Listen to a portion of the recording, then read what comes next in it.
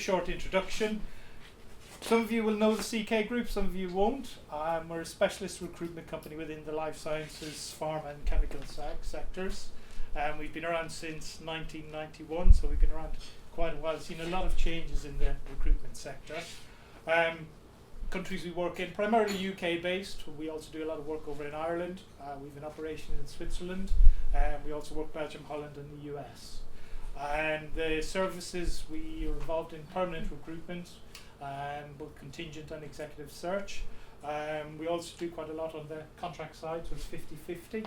Now within the contract sector, we do quite a lot on the limited company PSC side, but we have also a very large payroll arm as well, which just in case anybody needs to work on that, we do quite a lot on the payroll side. We are also getting more involved in the outsourcing sectors and statement of work as employment changes. So it's quite an interesting time for us all. So you've got two speakers for you today. We've got Lewina Farrell, who is the head of legal services at the Recruitment and Employment Confederation, which is the representative body for all recruitment companies in the UK. I've known Lewina for a number of years now. She's very good at giving me advice and telling me what to do, which is great. I'm involved in the Employment Policy Committee with the REC, where we look at areas such as IR35. We've also got Chris Humphreys, who is the tax partner at Barber, Harrison and Platt, who are one of the largest independent tax accountants in the UK. He was meant to be giving a speech or a talk on the budget this morning and then driving straight down here this afternoon, so he was delighted when that was cancelled. He was actually very pleased with Sajiv and Boris over that. So I'm going to pass over straight away now to Lewina, who will start telling us a bit about the joy that is IR35. Thank you. Thank you all very much for coming out today. As Liam said, I'm Head of Legal Services at the REC. Thank you to CK Associates for asking us to speak today. As Liam said, he is part of the Employment Policy Committee, and also, if any of you know Lorna Crombie, she actually sits on our Professional Standards Committee, so CK are very good supporters of the REC, and thank you for that. Just looking at your list, actually, I've done 3 of the 5. I've done AWR, GDPR for my sins, and tax as well. And I never set out to either be a tax lawyer or a data protection lawyer, but there we go. Okay, so the REC, we've done about 15 seminars for our members across the UK since May. We'll be doing another 15 from January to March, so I've got quite a heavy schedule. I normally take about an hour and 40 minutes to speak, but you're okay. I'm going to try and distill it down to about an hour to allow Chris some time to speak, and then also Q&A as well. I'm happy to take questions as we go along. I would just say, having done 15 of these, I hope we can preempt most of your questions. But if there are any, if we can squeeze them in, that's great. But I know there is a separate Q&A session as well at the end. Okay. We have a list of questions to ask. Yeah. I have got quite a loud voice, but if any of you can't hear me, just put your hand up and let me know. Okay, so I'm going to talk to you about the legal side of IR35, but I'll try and not make it too dull for you. But as Liam said, we can't give you individual legal advice because our clients are, for example, CK. But I'm going to set the scene for you and tell you what the changes are, and I'll talk to you about the conversations we've been having with HMRC and where we think things will land. The advice that I'm giving today is based on the draft legislation which was published in July. We had hoped to have final legislation by the end of November. I think that was probably always optimistic. But when they announced this back in last year, actually October last year at the budget, they said they would implement it in April 2020 to allow us all about 16 to 18 months to get ready for it.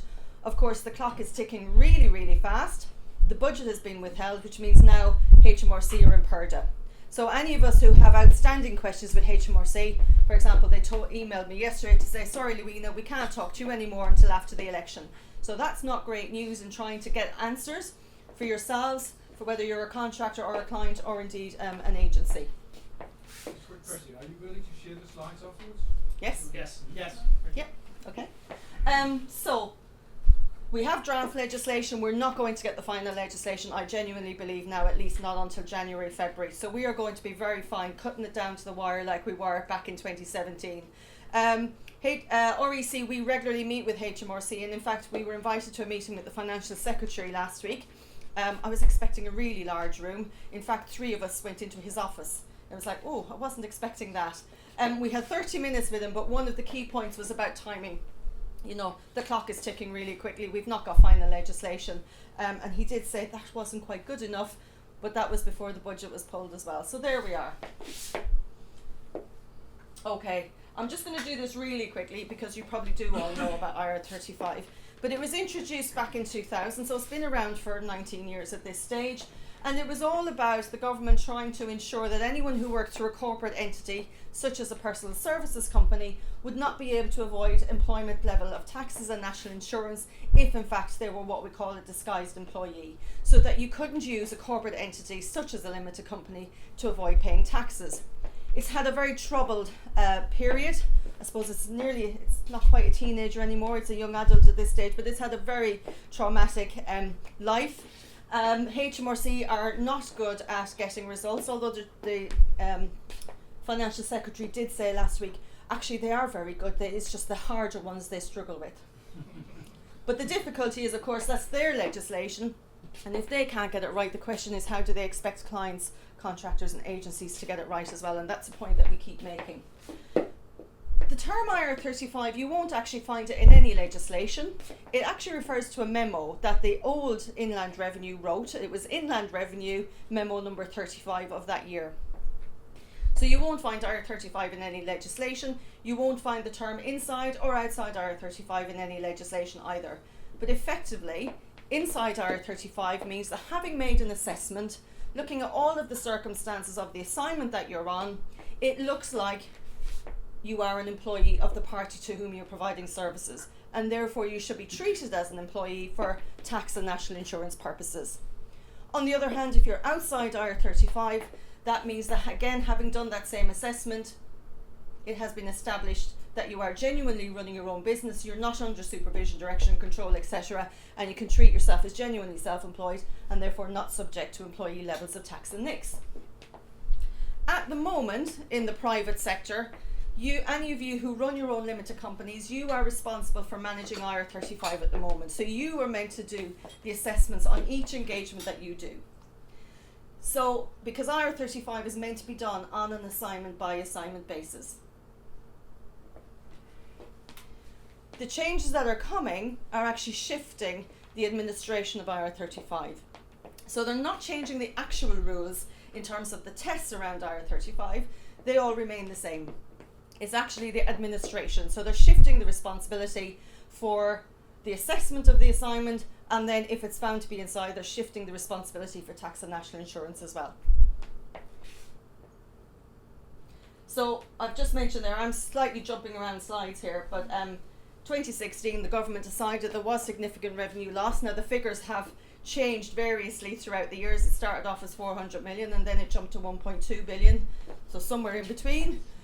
And so they brought the rules into the public sector, first of all, on the 6th of April 2017. And so from that date, any payments that would be made to contractors working through their own limited companies should have been assessed by the public authority, should have made an assessment on that role. And again, if it's an inside IR35 assignment, then any payments due after that date would be subject to tax and NICs. And as I say here, it's about shifting responsibilities. October 2018, government decided they would extend this into the private sector because it was such a roaring success in the public sector. And you know, I am quite cynical, but I say that because actually very quickly after the changes in April 2017, they rushed out some research. It was produced in November 2017. It would paint a very rosy picture of how it had worked in the public sector, but you know, they only spoke to public sector clients who I suppose were prepared to give them what they wanted, but they didn't speak to any of you in the room or indeed to any agencies at all. So it was a roaring success, so they decided to roll it out. But we did actually breathe a collective sigh of relief, because then at that time they told us they would delay implementation until April 2020 to allow us all to get ready, and also to ensure that they had the legislation in place, all of the guidance, etc. Here we are, it's the 7th of November. Actually, we've only gone part way down the road. So they had a consultation earlier in the year, which we all responded to, and then we got draft legislation in July. However, we were supposed to have a budget yesterday, and that was the point at which we hoped we would see some final legislation, and we are actually waiting for some draft legislation as well around liability. The budget has been delayed, and as I said, we've now been told we won't hear anything further from HMRC at least until after the election. So just calculating, I think January, February. It depends on how quickly the new government gets off. If it's the Tory government, I don't know whether they'll simply resurrect the budget they had planned, although they're announcing lots of new initiatives now, over the next few days. Or if it's a Labour government, who knows? But I don't see this being delayed at all past the 6th of April 2020, but I do think it's going to be very rushed at the end. What does the draft legislation do? So it extends the current off-payroll rules into the private sector, but it also makes some amendments to the existing off-payroll rules. So there are some tweaks that they're making, and then those amendments will apply across the board. Now, importantly, if a client determines that your role is inside IR35, that does not make you a worker, it doesn't make you an employee. And HMRC are at pains to say that although you may be deemed to be an employee for tax purposes, it does not make you a worker or employee for employment rights purposes. So it does not automatically follow that although you'll be taxed and nicked as an employee, that you'll also get worker rights and employee rights. Okay? I think we don't need to worry about that last point for this section. So this is just a really important slide to say it's not about the actual tests for IR35, it's about the administration of IR35. Okay, so it's already in the public sector, so I don't know if any of you would have ever worked for public authorities. And those are organisations that are deemed to be a public authority under the Freedom of Information Act. And now the private sector, but there will be one group of organisations that will be exempt from this. If we've got a client in the room, or indeed any of you work for clients that might be deemed to be a small company under the Companies Act, they will be exempt from these rules. Now, from a client perspective, or indeed a contractor perspective, that probably sounds great. I don't know how an agency would feel about it, but when we look at a diagram in a minute, you'll see it means actually life is potentially going to be quite complicated for an agency, because they've got to try and establish the nature of their client, and then from that could flow a number of different types of supply and taxation requirements. So a small company is a company that can meet two of the following three criteria. It has a turnover of less than £10.2 million a year.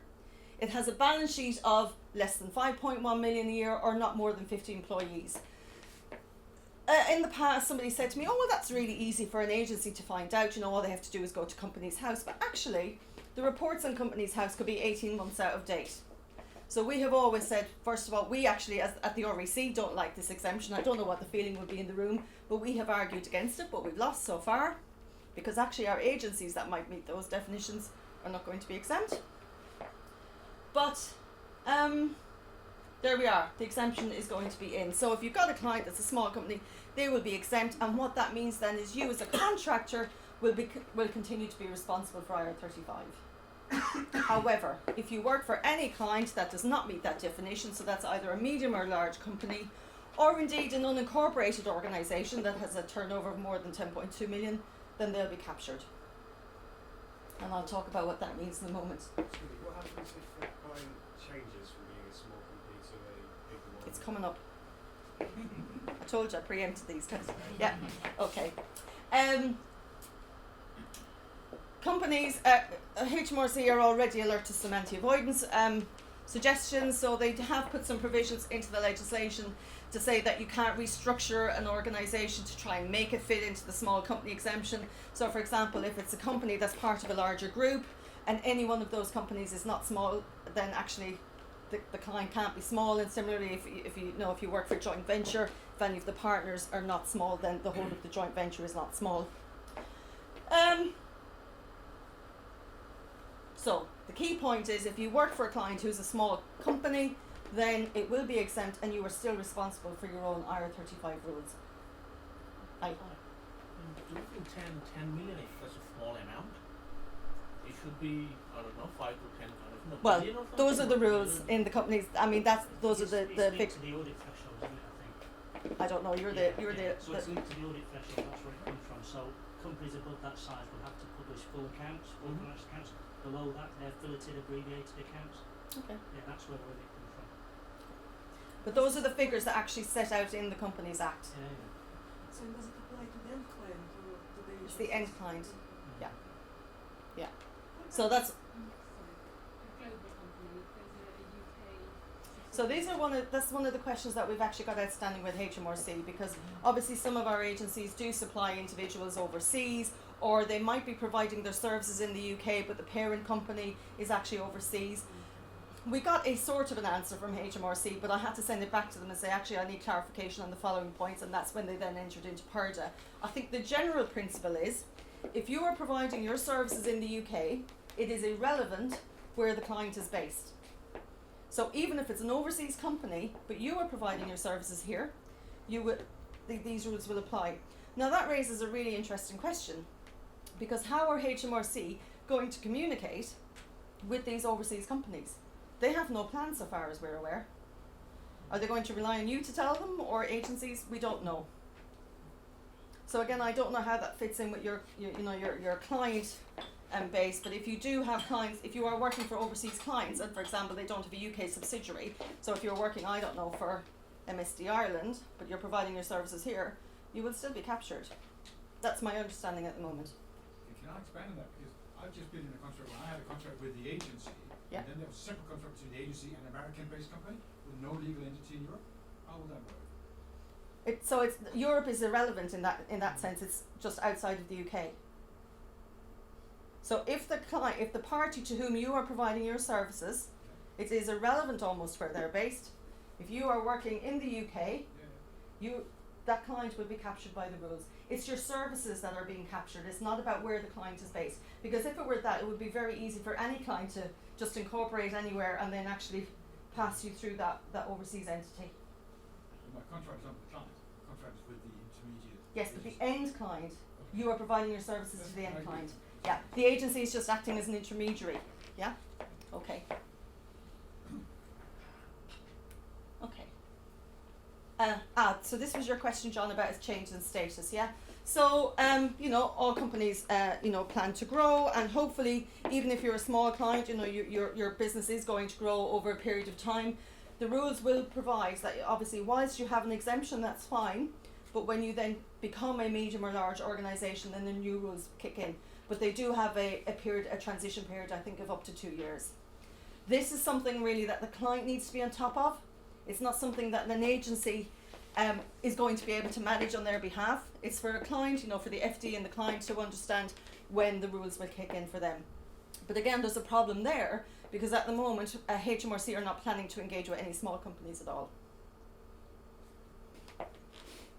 Oh, and actually the alternative, of course, could have happened. You could have a medium or large business that business is not going so well, and at some point they then fall within the thresholds for a small company. Then they would revert to the small company rules, but of course what that means then is the off-payroll rules will cease to exist, and then you're back to managing your own situation as well.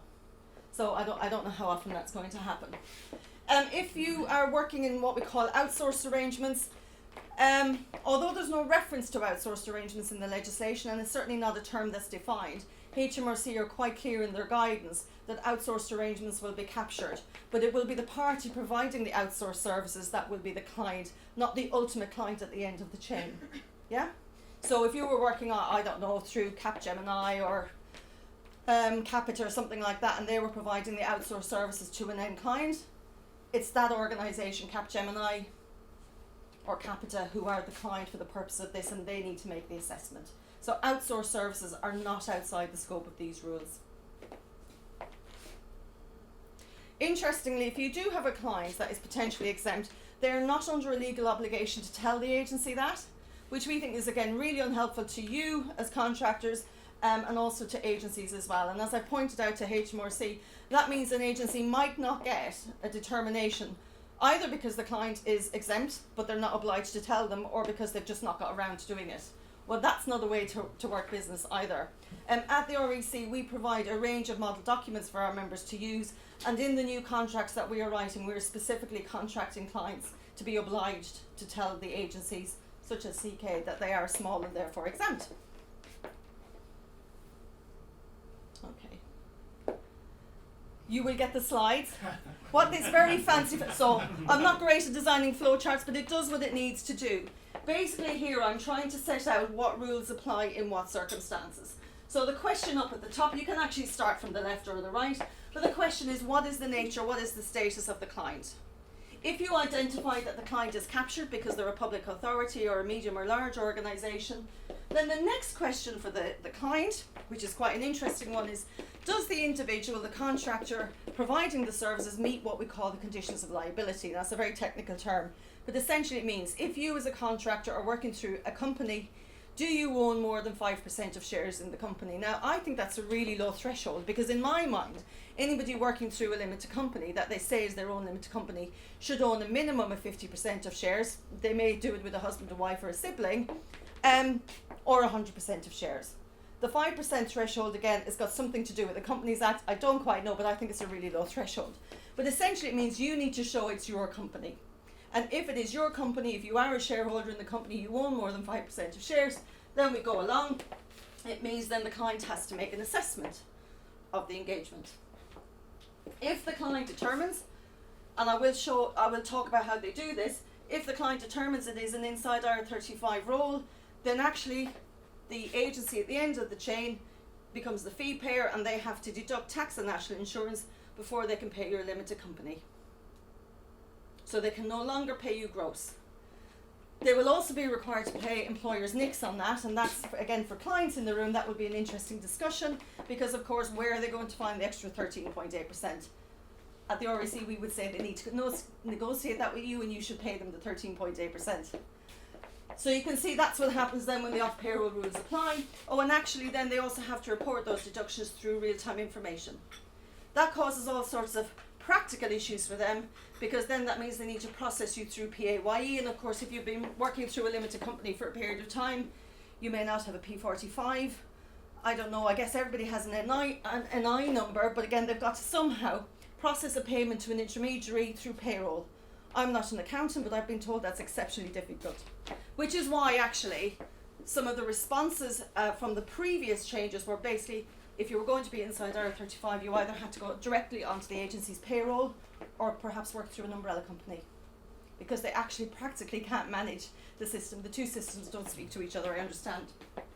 If, on the other hand, the client makes the assessment, finds that you're outside IR35, that means the off-payroll rules don't apply, they can continue to pay your limited company gross, and then you manage all of your own tax affairs yourself. But they still have a reporting obligation. It's just not through real-time information, it's not through payroll, it's a completely separate piece of reporting that they've had to do for the last 4 years anyway. On the other hand, if they find out that you happen to work through a company that you don't own 5% of shares in, so for example if you were working through an umbrella company, then the question is that umbrella company already deducting tax and NICs? If they are, again, they can let the umbrella company continue to do that, but if they're not, then they need to make the deductions. So you can see, depending on what the answers to the questions are, there are potentially up to 3 different routes that they've got to manage in terms of tax and national insurance. Now, in terms of umbrella companies, they're not regulated, so agencies are regulated. And indeed, any agency that's a member of the REC has to comply with our code of conduct. But umbrellas at the moment are not regulated. It's very easy for anyone to set up an umbrella company. And I would just say, if any of you find that your clients are determining that your assignments are inside IR35, you've got to be very, very careful. And this is what we warn our agencies about all the time. Do not just accept any umbrella coming along and saying, let us take the pain away, let us become the fee payer, we'll manage it all, because what we're hearing is umbrella companies are then ignoring the client's decision, which may sound great at the outset, but we know that already HMRC are looking at pharma and life sciences. You're already on the radar. You do not want to fall into any sort of suspicious arrangements that you might find you've still got another liability. So be very careful about anybody that comes along and says, we can get you out of this, unless it is genuinely through, they've genuinely done. I don't know why my voice is sounding so funny, because I'm not nervous. I'm really not nervous. I've done this a lot, but my voice sounds really funny today. There are lots of organisations out there saying, we'll get you out of this. We're backed up by QC's opinion. We've got insurance, all sorts of things. But my stock answer is, if you need a QC's opinion, a barrister's opinion, to say this is legit, I have to question it in the first instance. You should never rely on a QC's opinion to say that some solution is okay. And if an agency gets, or you get, a diagram that is siphoning money off left, right and centre, and it looks like a central heating system or spaghetti junction, that is really suspicious. I wouldn't go near it. Despite my diagram, it shouldn't be that difficult to pay you. Hi. So, going through an umbrella company, are you still considered as a BSC? No. So there is no legal definition of umbrella company, but the traditional meaning is that it's a company that engages hundreds or thousands of contractors. Sure. Invariably, they would actually put you on a contract of employment, which means then under employment law, you have all the rights of an employee, they have all the obligations of an employer, but also for tax purposes, you will be subject to tax and national insurance, and they will have to pay employers' NICs as well. Yeah? But the key bit is there that you don't own shares in the umbrella, whereas you do own shares in your own personal service company, yeah? Okay. Oh, I think my voice is settling down. Okay. This very sexy diagram is one that was produced by HMRC, not by me. But I will talk you through it. It's actually not as difficult as it looks. The key principle here is now under the rules, so we've established that the client is not exempt. That means they now have to make a determination on the assignment that you're going to work in for them. At the moment, the client, in the public sector, the client just needs to pass their decision down to the party that they engage with. So let's say CK Associates, yeah? And it's then for CK Associates to pass it down the chain. But going forward, HMRC has said, yes, you need to still pay it, give it to CK Associates, but they're also going to pass it directly to you. Now that raises a very interesting question, because at the time that they're making the assessment, they may not know who's going to provide their services to them. The client may simply ask CK or another agency, find us a person with X skills, this is the period that we want them to do the job. I would expect that most of you would want to know in advance, is it an inside or an outside IR35 assignment, because that may determine whether you accept it or not. But yet, one of the key principles around making the assessment is that they know your circumstances as well. So this is going to be quite interesting about how they manage this, because the obligation, the legal obligation, is for the client to tell both the agency and you, the contractor. But if they don't know who you are, I don't know how that's going to happen. But anyway, let's park that for the moment. At the time they're making their decision, one of the changes actually is that they also have to give their reasons for the decision. That's not in the current rules, it's one of the tweaks that they're making. The idea being that you are told up front why the client has made that, and also in the hope that they will actually take better care about the decisions that they're making. And of course, if you get the decision and the reasoning behind that decision, you can either then accept and think, okay, fair cop, that's the right decision, or actually, hold on a moment, I need to challenge you on that because you've made an assumption that's not correct. So that's the idea about you getting the reasoning at the beginning, which you currently wouldn't if you were working in the public sector.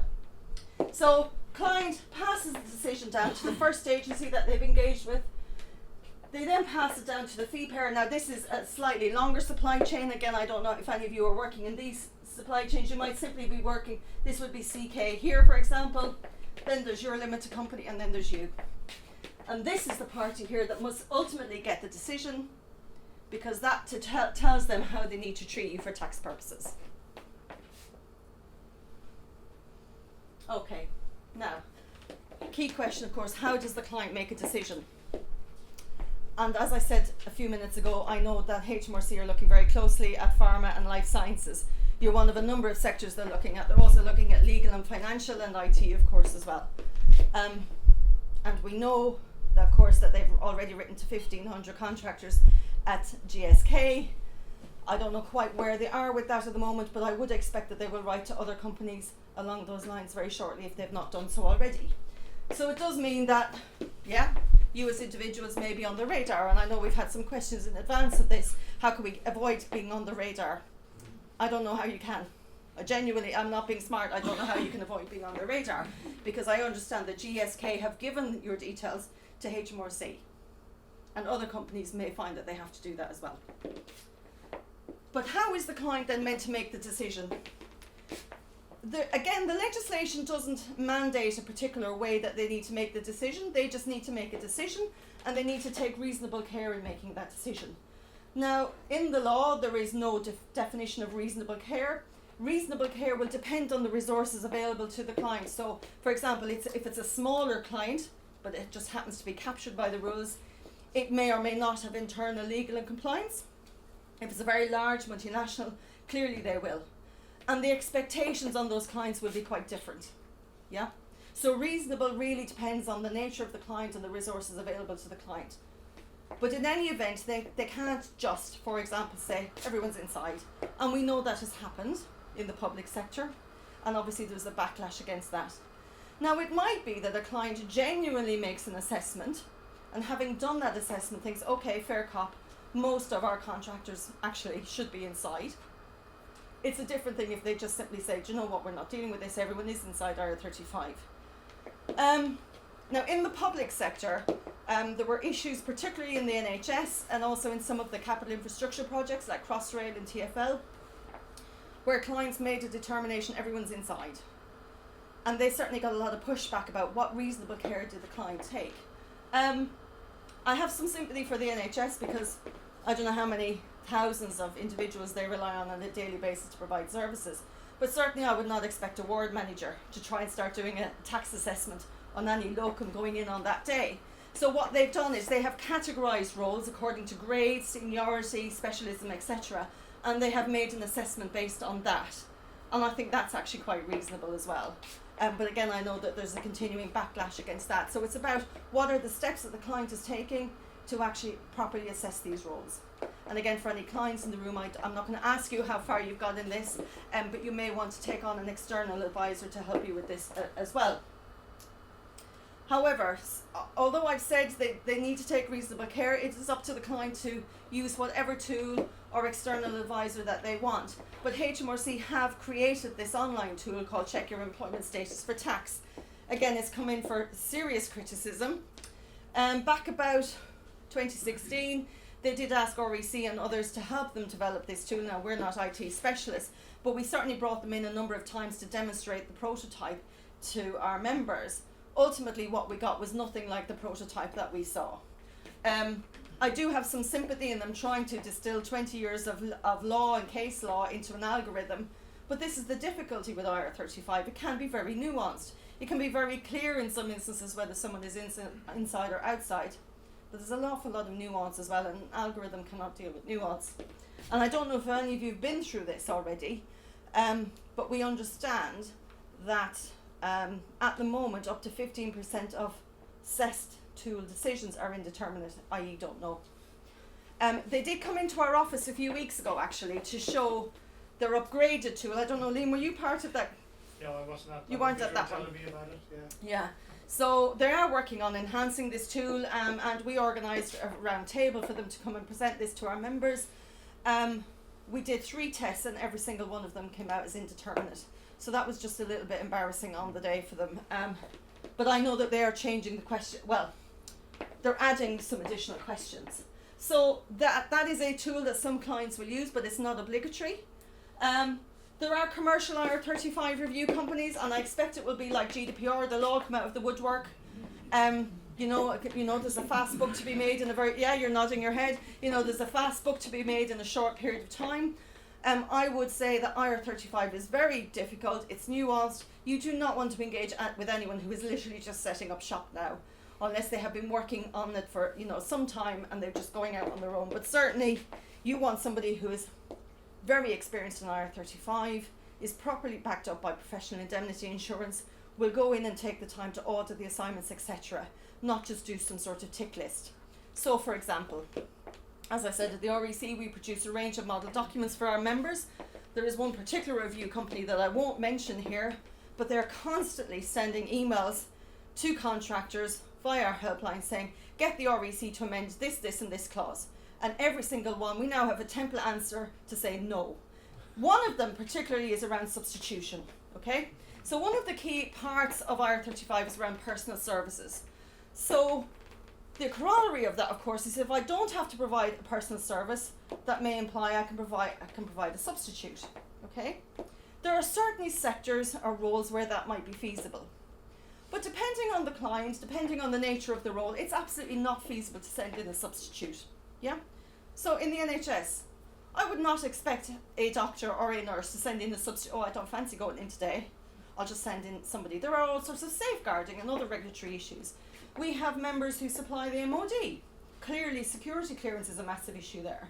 So even if everything else in their assignment looks like they might be genuinely self-employed, they will not be able to send a substitute.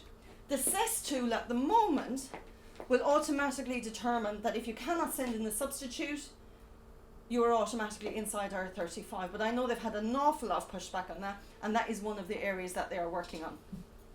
But the reason I mentioned the review companies is because there is one particular review company, and one of our clauses is they want us to grant the contractor absolute right to send in a substitute at any time they want. The courts will see straight through that. That is what we would call a sham substitution clause. You don't have to ever rely on it, provided there was a genuine expectation that if you needed to send in a substitute, your client would accept it. But I'm not going to put in a sham clause into a template contract for any member to use on the basis that the courts will see straight through it.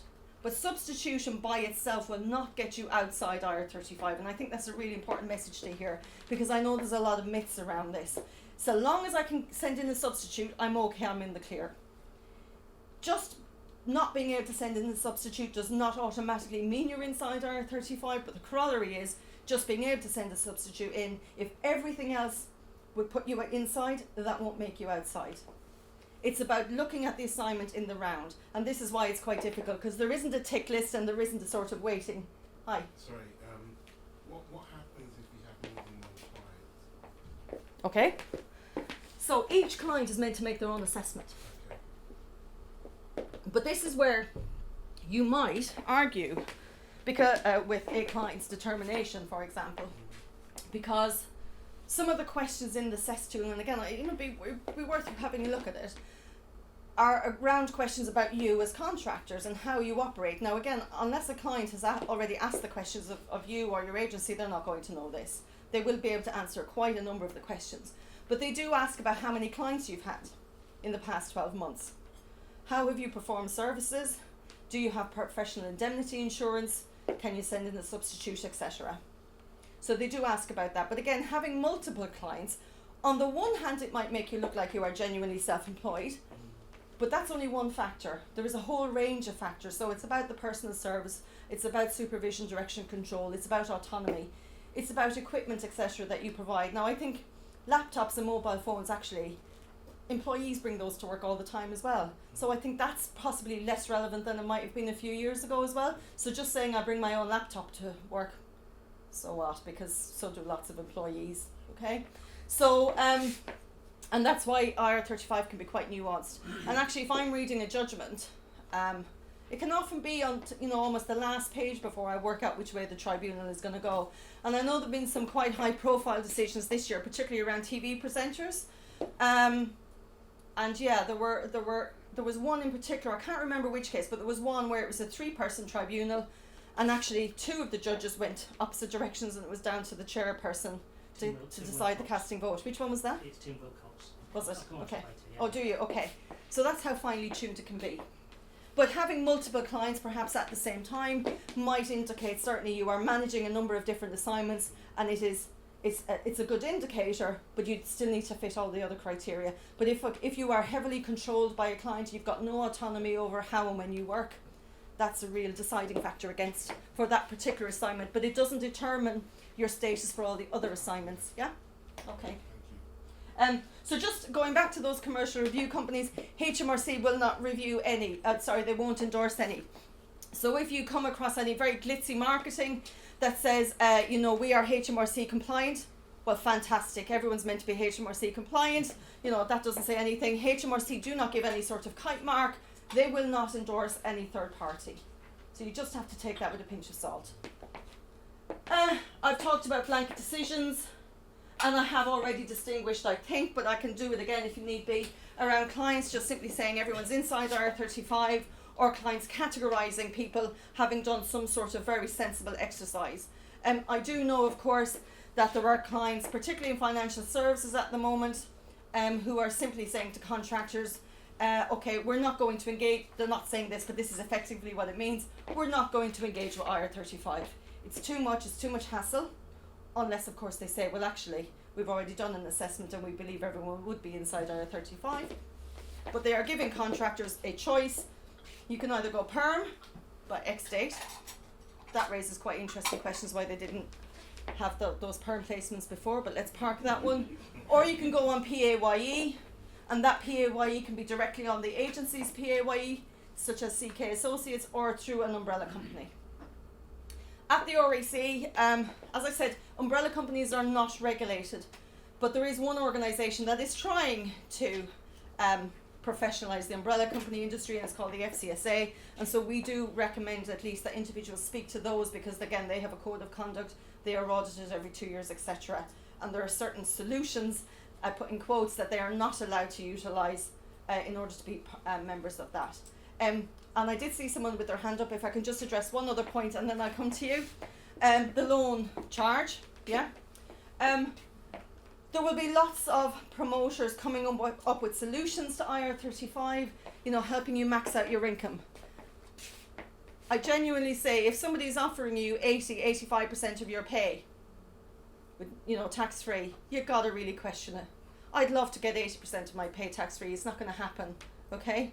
If your money is being siphoned over to the Isle of Man, the Channel Islands, I've seen Hong Kong, I've seen Mauritius.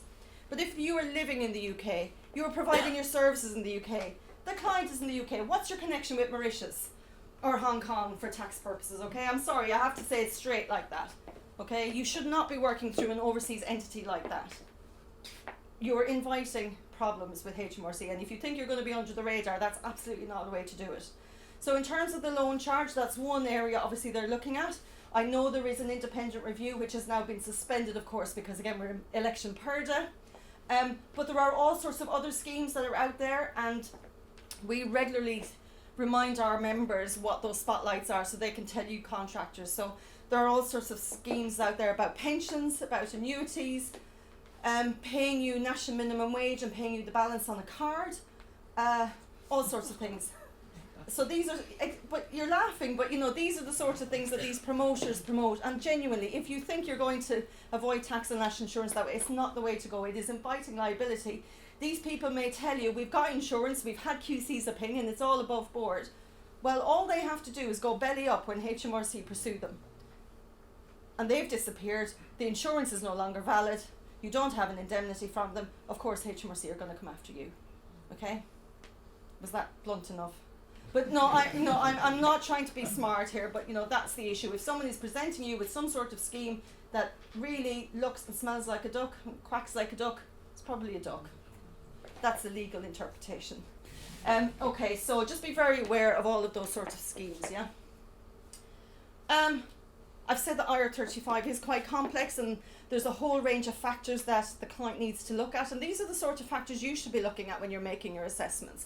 And as I said, there's no particular checklist, there's no weighting attached to any of these, or at least if there is, we're not aware of it. But these are the sort of questions that would be asked. So when you go onto this particular tool at the moment, it says who's completing the tool. Is it you, the client, or is it an agency or a contractor? And depending on the answer, then you go down a couple of different routes. They ask what is the type of intermediary that you work through. Most of you probably work through a personal services company, but you may also work through partnerships. I just keep talking about PSC, but I am actually talking about both at the same time. Again, questions around substitution, and I said they are trying to work on that. If you had a substitute, who would pay the substitute? Would you pay it? Or actually would you require the client to pay?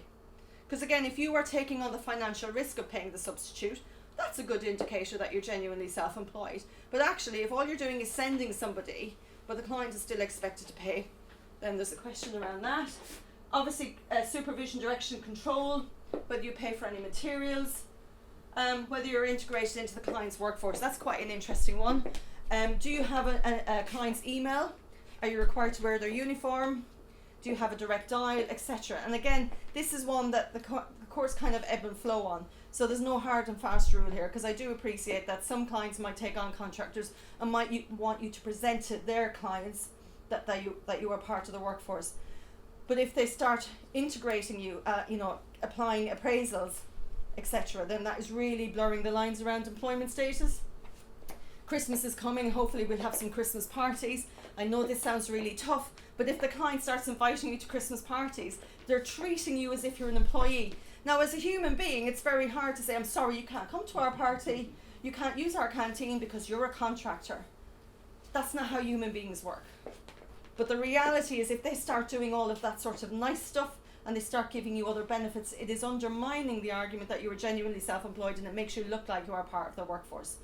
But as a human being, that's actually quite difficult to manage. And I know when we use contractors in our office, probably very few people are even thinking about that. And I'm kind of looking and thinking, how are you being paid and what contract have we got in place? But of course, that's just me being really pedantic. I don't ask, by the way, because that would be just too much. But I know that none of the hiring managers would ever think about IR35, and they would never think about not giving someone, access to the kitchen or bringing them to the Christmas party or anything like that. Okay.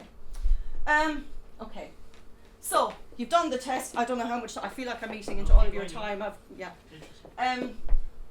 So there are 3 possible answers from the CES tool. One is that the role is inside IR35. That's not the terminology they use. They say the temporary worker is an employee for tax purposes. That means then the fee payer has to deduct tax and national insurance. They cannot pay your limited company gross. If you've got multiple clients, yeah, how do they know what rate to charge you at? Or do they just charge at the higher rate of tax?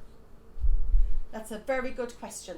I don't know the answer to that one, and that's why you need to talk to your tax advisor. I'm a tax advisor, I don't know the answer. But these are the sort of questions that we have outstanding with HMRC, for example.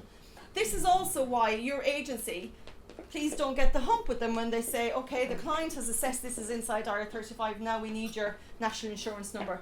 Because I know some contractors have gone and said, GDPR, I can't give you that, you're not entitled to that. Well, actually, they need it. They are legally obliged to follow the client's instruction unless they can or you can convince the client to change their mind. They need your national insurance number, they need your PAYE code, if you have one, to deal with your tax appropriately. If they can't get one from you, they have a stark choice.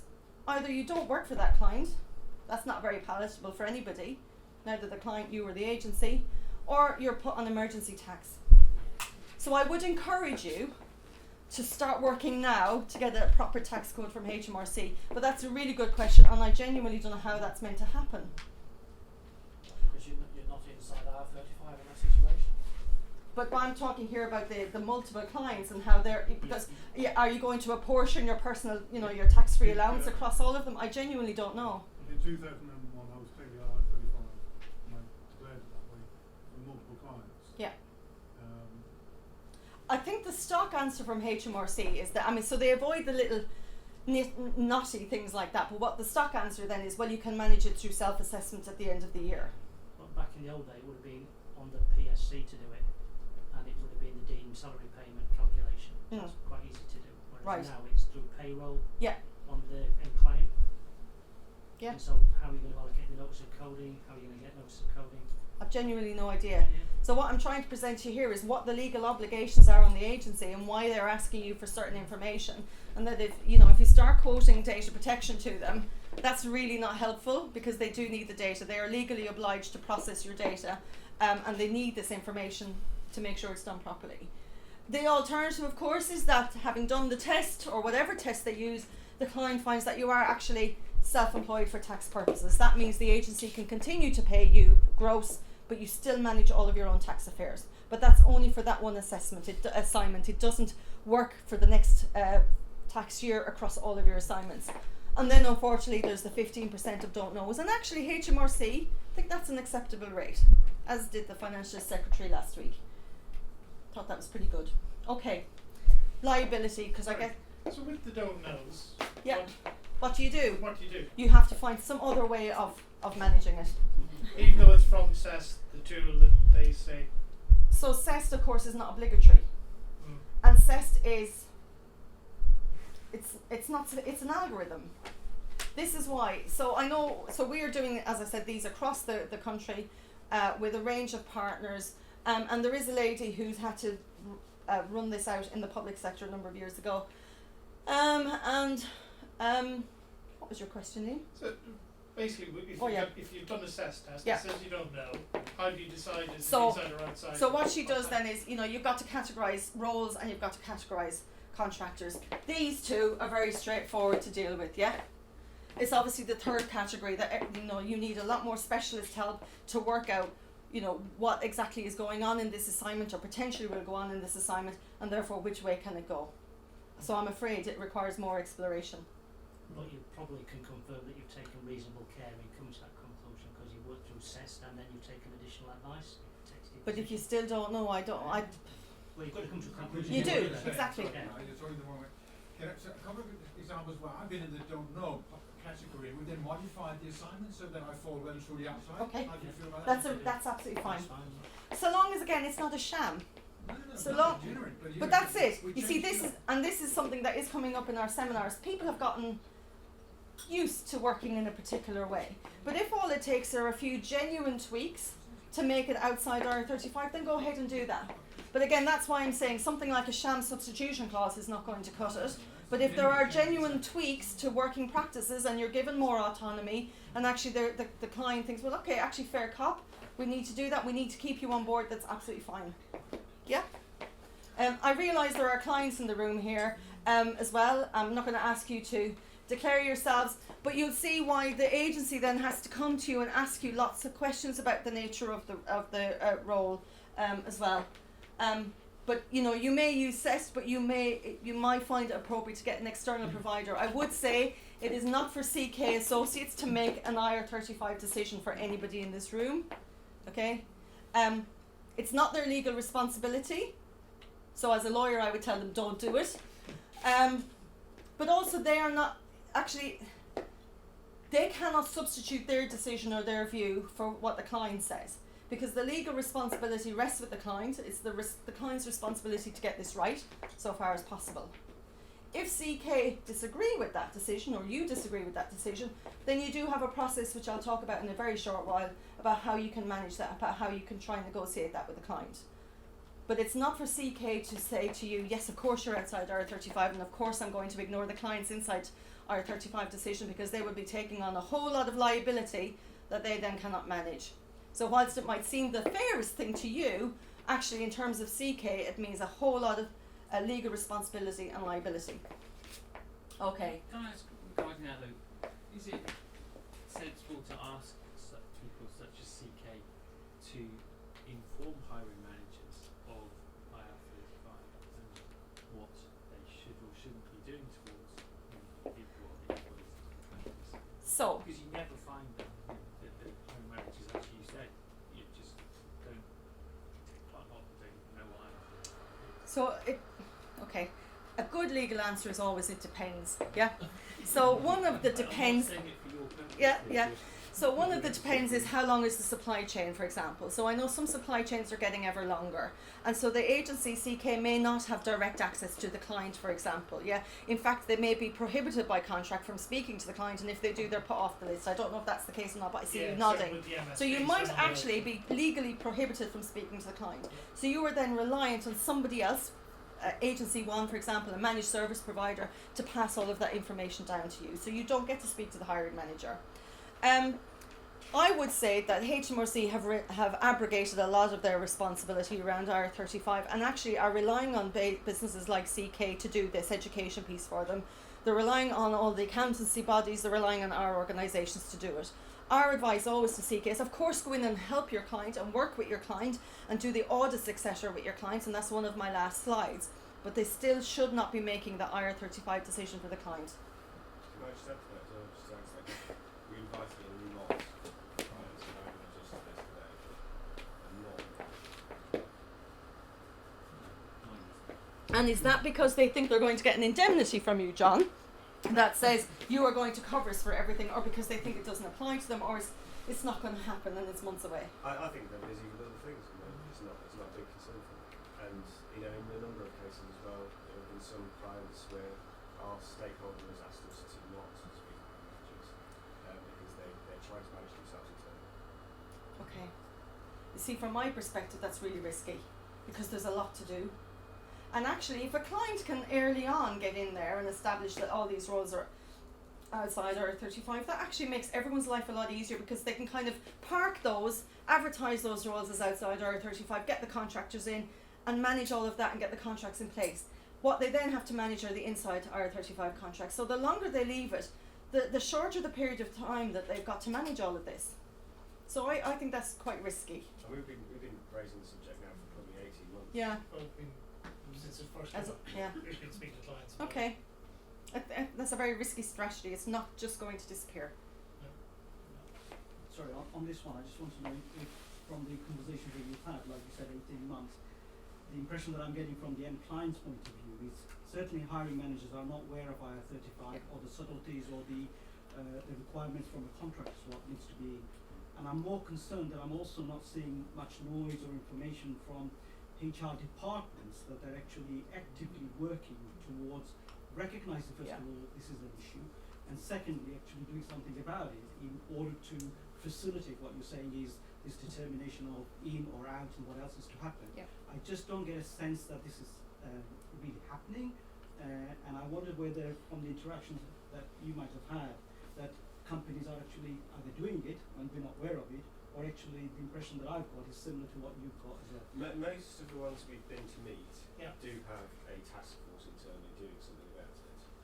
What that task force is doing, I can't answer. what a lot of them are doing is they've set up a task force and they're purposely not engaging with the hiring managers, so the people who you'd be dealing with aren't involved in it, and they're doing an assessment with their legal departments and their HR departments, and doing the assessments on the roles. And what they're trying to do is categorise, particularly the large life sciences companies are trying to categorise the roles in whether they're going to be inside or outside. And you will, in the new year, you will actually start seeing more information coming through from them. I think they're trying to make that decision in their back. Yeah. I mean, I know from some of our members, certainly there are a number of members who are very well engaged. You know, they've been working on this for quite a long time. They've been trying to engage with clients and contractors alike. And some of their clients have been doing the same, and they are very alert and they're very aware of it. But they are also the people who've got a lot of internal resource to do this sort of thing. You know, there's also a sort of a tension between different departments internally in an organisation. You may have the procurement department who are entirely cost focused. You've got the HR department who will have a different focus. You'll have legal and compliance, of course, as well. And it might be that they're all assuming someone else is dealing with it, or actually just nobody's dealing with it. But there are a whole range of responses. And I know, for example, our legal team, we actually lost one of our legal advisors to a task force in a bank, funny enough. It was like, I was a bit miffed because I thought we've trained you really well, obviously too well. So that's where he's gone. He's gone to do IR35 in the bank. Okay. Now, importantly, I apologise, I am taking up an awful lot of time. In terms of liability, so I showed you a diagram where all of the information is meant to pass down the chain. So from the client's perspective, and well, everyone in here, it's all about liability. Where does the risk fall if somebody gets it wrong? So the first, and I do have a diagram coming up, so the first bit is, actually the client is responsible for making the decision. If the client is supposed to make a decision because they're not exempt, and they don't, they have primary liability. But that doesn't really help anybody, because what does that mean in terms of deductions, etc.? So you're still a little bit up in the air about that. But then as they do pass the information down the supply chain, the party that receives it becomes liable until they pass it on as well. Again, that creates a lot of contractual uncertainty, but that's the way the law is supposed to work. And ultimately, liability will rest with the party that does not do what it needs to do. If HMRC disagree with the assessment and believe that an outside IR35 role should in fact have been inside IR35, who are they going to pursue? They will pursue the party that they identify to be liable, and this is where there's going to be a big blame game, I suppose. Essentially, they will come to contractors first, and then invariably you will say, it wasn't me, it was my agency, and then the agency say it wasn't me, it was somebody further up the chain, and as I said, I do have a diagram coming up. Ultimately, the client becomes liable, but they're not liable in the first instance. Now, if you're a client in the room, you think, that's fantastic, I just need to make a decision and pass it down. What I would say is, of course, as a client, please do not expect your agency to give you an indemnity, which is basically a get-out clause, for something you are supposed to do. Because actually, if an agency gives a client an indemnity for something that is the client's own legal responsibility, where is the incentive for the client to get it right? And all potentially you're going to do is ultimately put your supplier, your agency out of business, because if you make a decision which is wrong, and then HMRC ultimately sometime down the line decides it was wrong and monies are due, and then the client says, well, that's great, yes, okay, we accept the money's due, but go to them, give them the bill because they gave us an indemnity. So I would advise all of our members never to give an indemnity to a client for something that is the client's sole responsibility. It just doesn't make sense, actually. It's not commercial sense. But importantly, for clients and indeed clients, there is no personal liability for anybody who's a director of that client.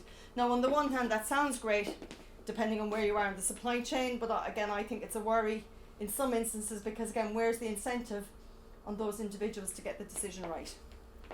But you can sit on the fence on that one, depending on who you are in the supply chain. This diagram is actually a lot simpler than it looks, and again, you will get the slides and show it. But essentially, the top bit is what I've already shown. It's about the decision and the reasons for the decision flowing down the chain. So it's gotten as far, this is a very long supply chain, but it's gotten as far as Agency 3. Agency 3 is meant to pass that decision down to the fee payer, but they don't.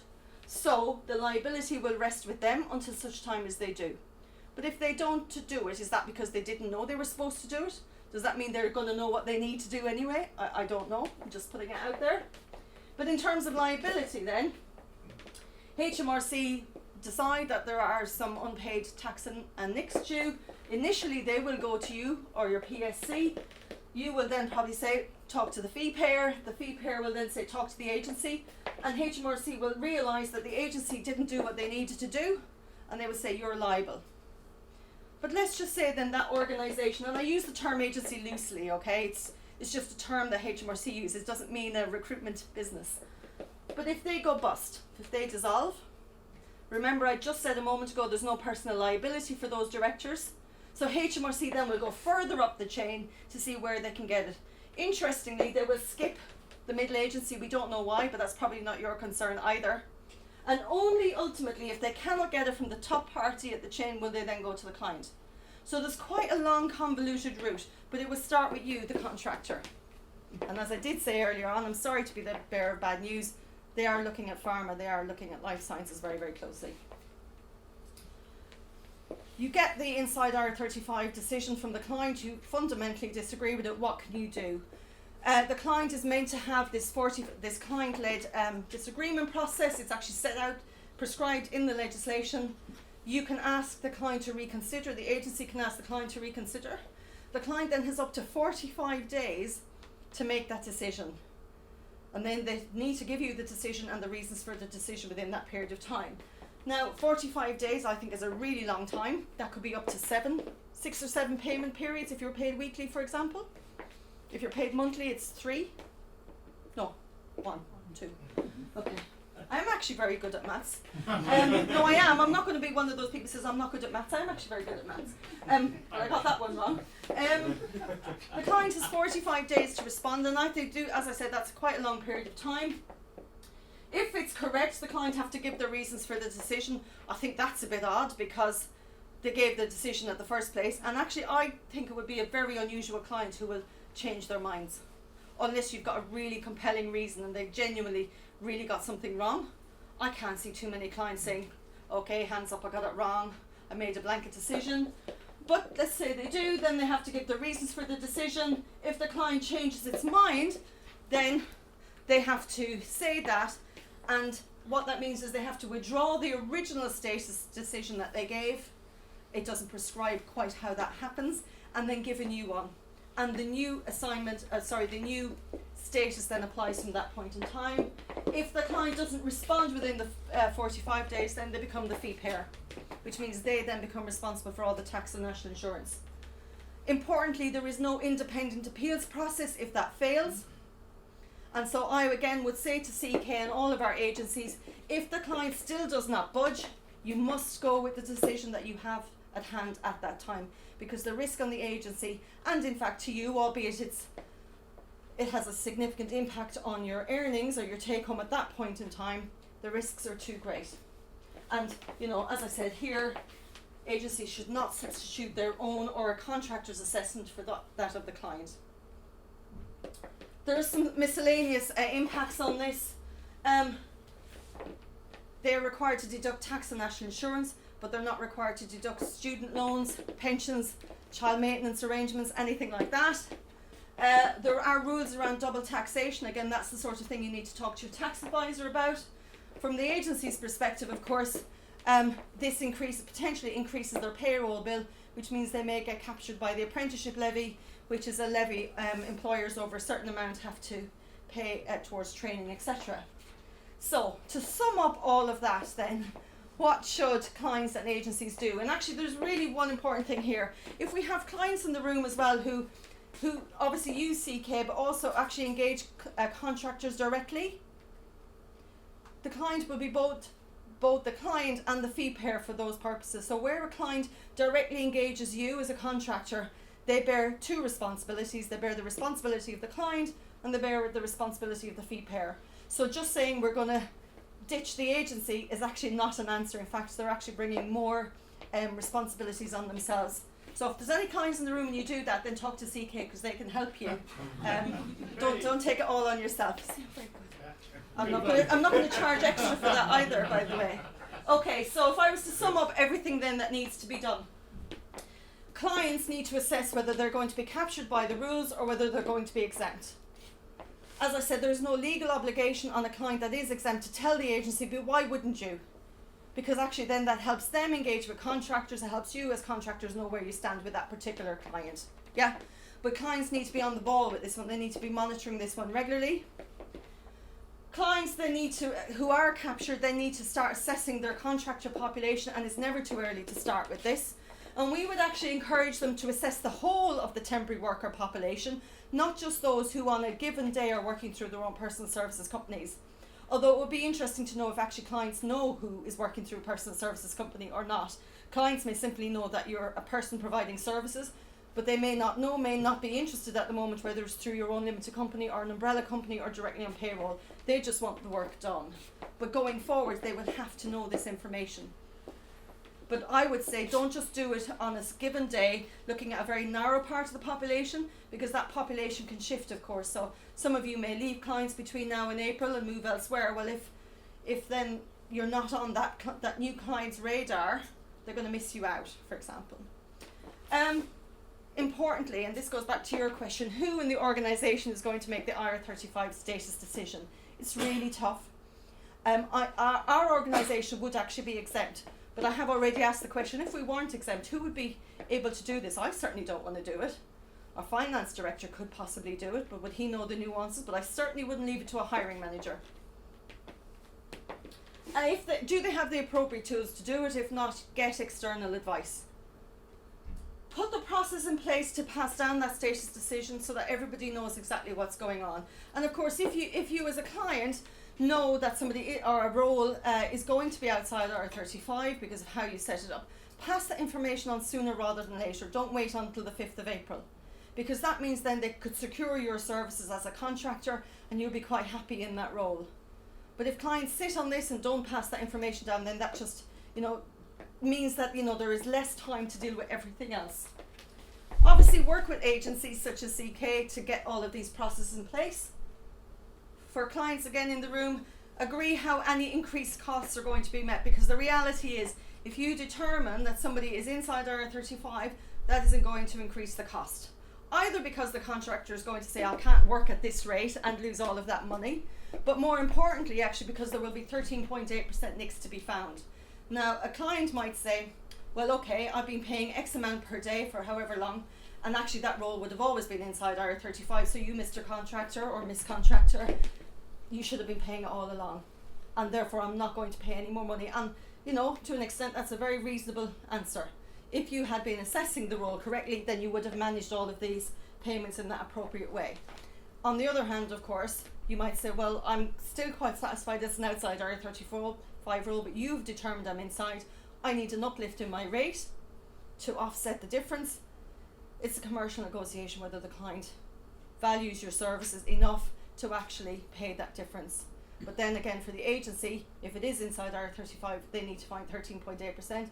Again, if you're a client, they may not be able to take that from margin. again, I've already said this, but clients again don't expect agencies to give unreasonable indemnities. They may simply not be able to get insurance on it. Insurance will be increasingly expensive. There are also again insurers providing tax insurance, etc. Again, take it, really assess what it is. Have I missed anything off, Liam, for you? No, it's cheered me up now, Ed. I'm glad. Hi. Yeah. Just for clarification, you may have said it, I'll just need to hear it again then, that the client makes the decision as to whether a contract is inside, or this road is inside or outside of, given all the circumstances. Yeah.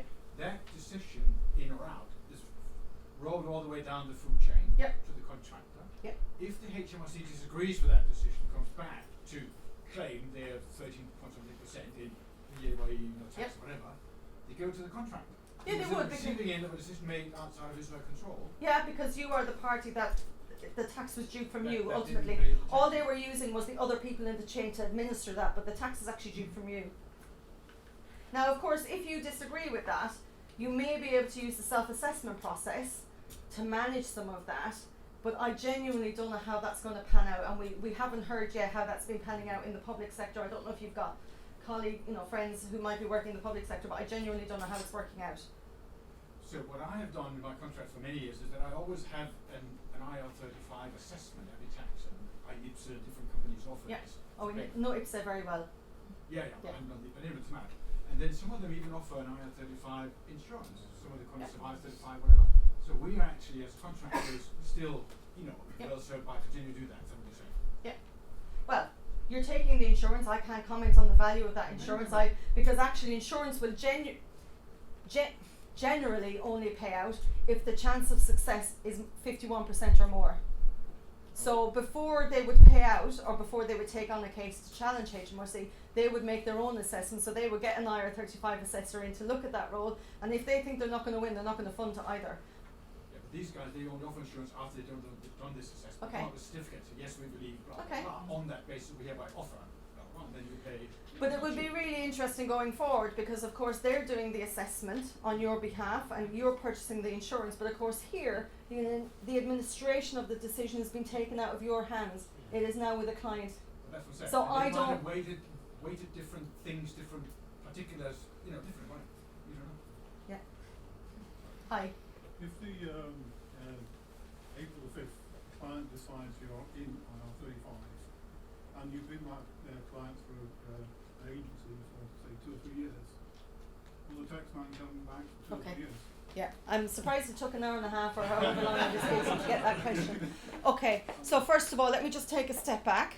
I hope I said at the very beginning, this is about payments made on or after the 6th of April. It's not about services delivered, okay? So the first thing is, you need to make sure, if you're going to be found by a client to be inside IR35 and you're going to continue to work with that client, you would hope that that client would pay CK early, so that, or at least on or before the 5th of April, so that they can pay you based on the current rules.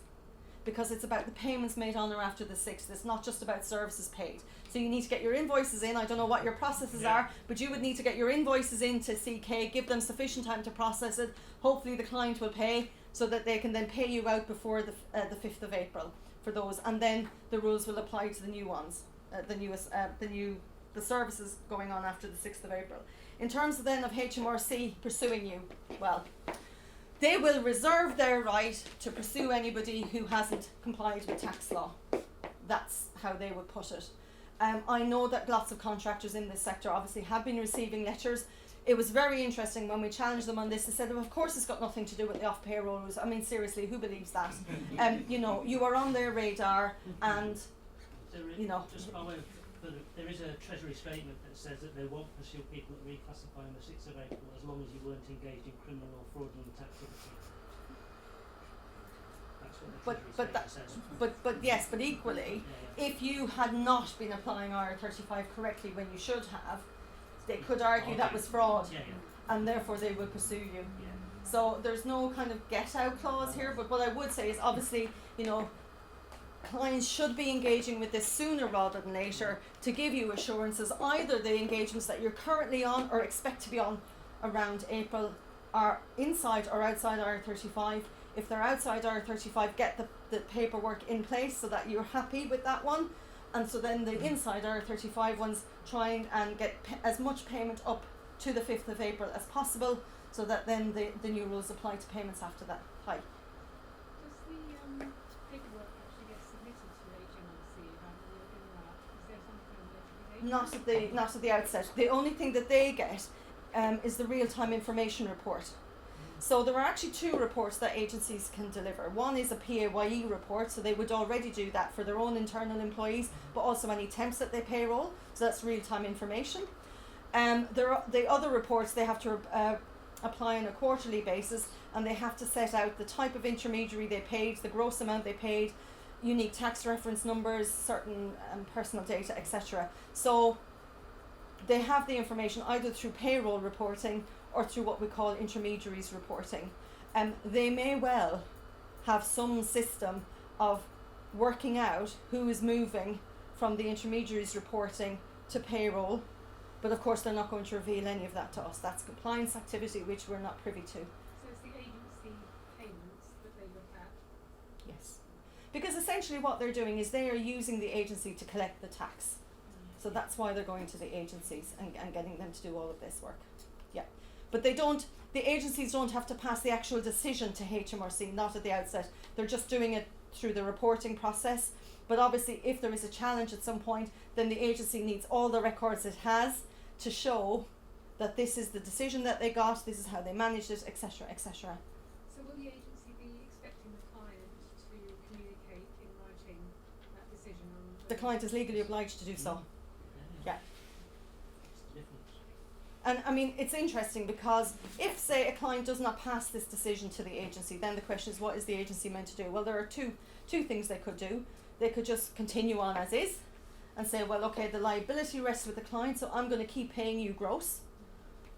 Or they might take a risk-averse decision and say, well, actually, I consider you to be inside. Now, it's not that the legislation allows for that, because the legislation requires the client to make the decision. If the client doesn't make a decision it should do, then the client is liable.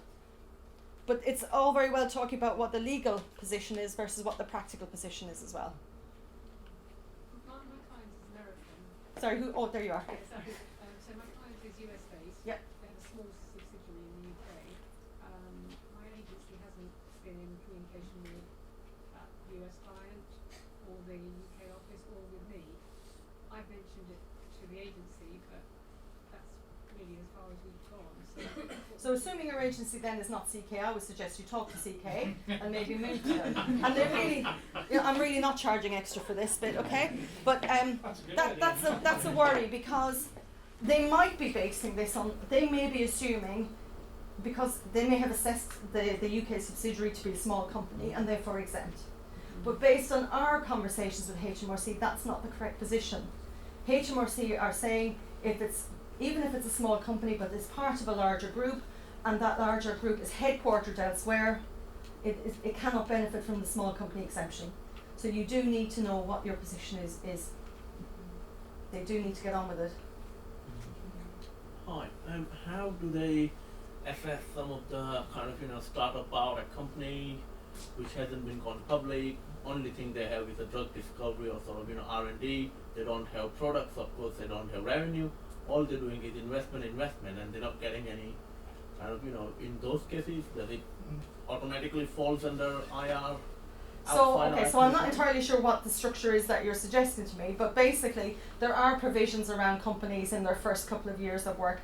I can't quite remember what the provisions are, but there are provisions that can exempt them for a short period of time. But again, it would be for a company to demonstrate why it's able to avail of that exemption. It shouldn't be for you to guess, it shouldn't be for the agency to guess. So if you think you work for one of those bodies, via the agency, there should be a conversation to understand where are they with this, and if they say they're going to rely on this exemption, well then why? Okay, can we yes. Can we have a quick comfort break now? Grab a tea, coffee, quick water. I'm going to have more questions afterwards, but conscious obviously you don't hear what Chris has to say as well. Yeah, if that's okay. No, that was it. That was the last question. Yeah. Good afternoon, everybody. I have to say, I really enjoyed Lewina's presentation. I'm always happy to cede the floor to somebody that speaks with such an evangelical zeal and passion about a subject, and I've really engaged about it. And it seems there's a bit of passion in the room about it, so in a similar vein, I'm more than happy for questions to be shouted out as we go along, but obviously there will be time for questions at the end. By way of full disclosure, I mean, Liam did introduce where I was from. I have to say that I am from Sheffield, which in Game of Thrones terms is from frozen north. Now, I never thought there was a north-south divide, but travelling down today, I did realise that actually living down here, you live in a totally different world to me. Sunshine, daylight. I mean, there is somebody in Sheffield today that is building an ark, and it will have been dark from 6 o'clock this morning to now, so it's nice to be somewhere different. I'm going to pick up on quite a lot of the themes that Lewina talked about. Go into some depth about CEST, talk a bit more about the impact on actual rates and liabilities that will show what the impact will be on your income if you are reclassified as being inside IR35. But in a macro level, I wanted to show you why does all of this matter? Why is it so important to HMRC and our government? And it is the numbers. Now, where they get this figure from, I'm not quite sure, but HMRC and the government believe that only 1 in 10 caught by the off-payroll rules are paying tax correctly. So if there's 100 of us in this room, there are 10 of us that they believe are not paying the right amount of tax. That's what they're after. So somebody with an income of £50,000 who works through their own company, who falls subsequently within IR35, will contribute £6,000 more to the exchequer, of which £5,000 will be the 13.8%, the employer's NI. So extrapolate that upwards, double it in the way the government normally does, and their tax impact note says that the figures will be an additional £3 billion over the next 4 years. And the party political bit that sort of follows on from that is that they say it will be spent on the NHS and public services. I absolutely doubt that.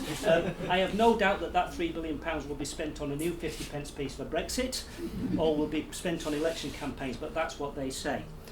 The proof of the pudding, they think, is that as a result of the reclassification of workers in the public sector, they've raised an additional £550 million per annum already.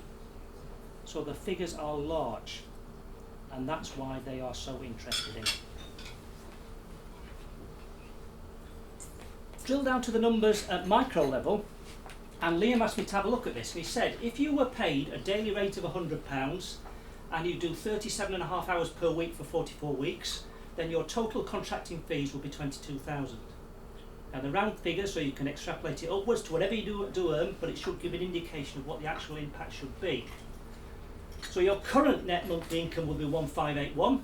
If you are reclassified as inside IR35, your revised net monthly income will be 1541, so £40 per month worse off. Therefore, you need to increase your daily rate when you negotiate it by 3% to make sure that you are no worse off upon being reclassified. So your daily rate would have to become £103. In terms of the fee payer, their costs increased by significantly more, which is why when we looked at the macro level, it was the employer's NI that gives the real impact. So the employer's NI will be at 13.8%, so that's an additional £153 per month, and the apprenticeship levy at 0.5% will be £9.17. So that's a total annual increase in their costs of £1,954 per annum. Now if you're engaged with a lot of contractors and multiply that, that is a lot of money again. That's an 8.89% increase. If the fee payer keeps their cost the same by reducing the contract rate, then your daily rate would have to reduce to £92 per day. So the 100 reduces by 8%. Your net monthly income will reduce to 1444. So a significant drop in how much you're taking home. And in order to compensate you for that fall, you would then have to increase your daily rate to £112. That's 12% increase to be no worse off. Now I've done it at the £100 level, so you can easily extrapolate it upwards, but at those percentage levels, those are decent figures. And if you're going through negotiations now that will go past 5th of April 2020, then you need to think about what does your daily rate need to be if you are at risk of being reclassified. The other reason it matters, quite clearly, is profile. The Revenue and the Treasury have shown that they have the appetite to challenge IR35 and the way that people are classified. And they've challenged them at relatively high profile levels. So this is the upper tier tax tribunal. This result came out end of October. You might not recognise the name. Krista Ackroyd presents the Yorkshire equivalent of your evening news programme. And she was challenged by the Revenue about her status. She was engaged through a personal service company. They issued determinations which said you owe us £400,000 for the 3-year period to which it related. So again, big figures. She lost, so she appealed against it. And the outcome of the appeal was that, again, she lost. So she is liable to pay £400,000. Now, you can call this up because the high-profile nature of this and the fact that it's published allows you to understand the nuances that Lewina referred to, the issues that the Revenue consider when they're looking at whether you are within or outside IR35. In Krista's case, she was engaged by BBC to take over their evening news programme. She was the talent, and she was the one they recognised would increase the viewing figures, and she did. And her argument was that she was engaged on that basis, she had control over everything, she could do what she wanted, and her role, her star, was the one that increased the figures. And what the Revenue said was, well, we think there's a mutuality of obligation, that's the irreducible minimum they referred to, which means there's a relationship between the two of us. That relationship probably isn't strong enough for you to be an employee, i.e. within IR35, but in the nature of that relationship, we believe that the BBC can control what you do and tell you how to do it and when to do it. And they started off with what they call the editorial guidelines, which says the BBC has to say something in a certain way at a certain time. And also they looked at the fact that Krista presented a programme from 6:30 till 7:30 every night and was told literally what she had to do and when. And so she lost because there was control over how and when she operated. So the mutuality of obligation was there. They paid her, she turned up, but it wasn't sufficient to make her an employee. But actually once she was there, they could control what he did and how she did it. And because she failed that test, the upper tax tribunal found that she was actually an employee by any other name and looked to assess her personal service company for the £400,000. But high profile, willing to challenge it, an appetite to challenge it. Lewina said actually there's mixed results because you probably might recognise this one rather than Krista Ackroyd. This is Lorraine Kelly.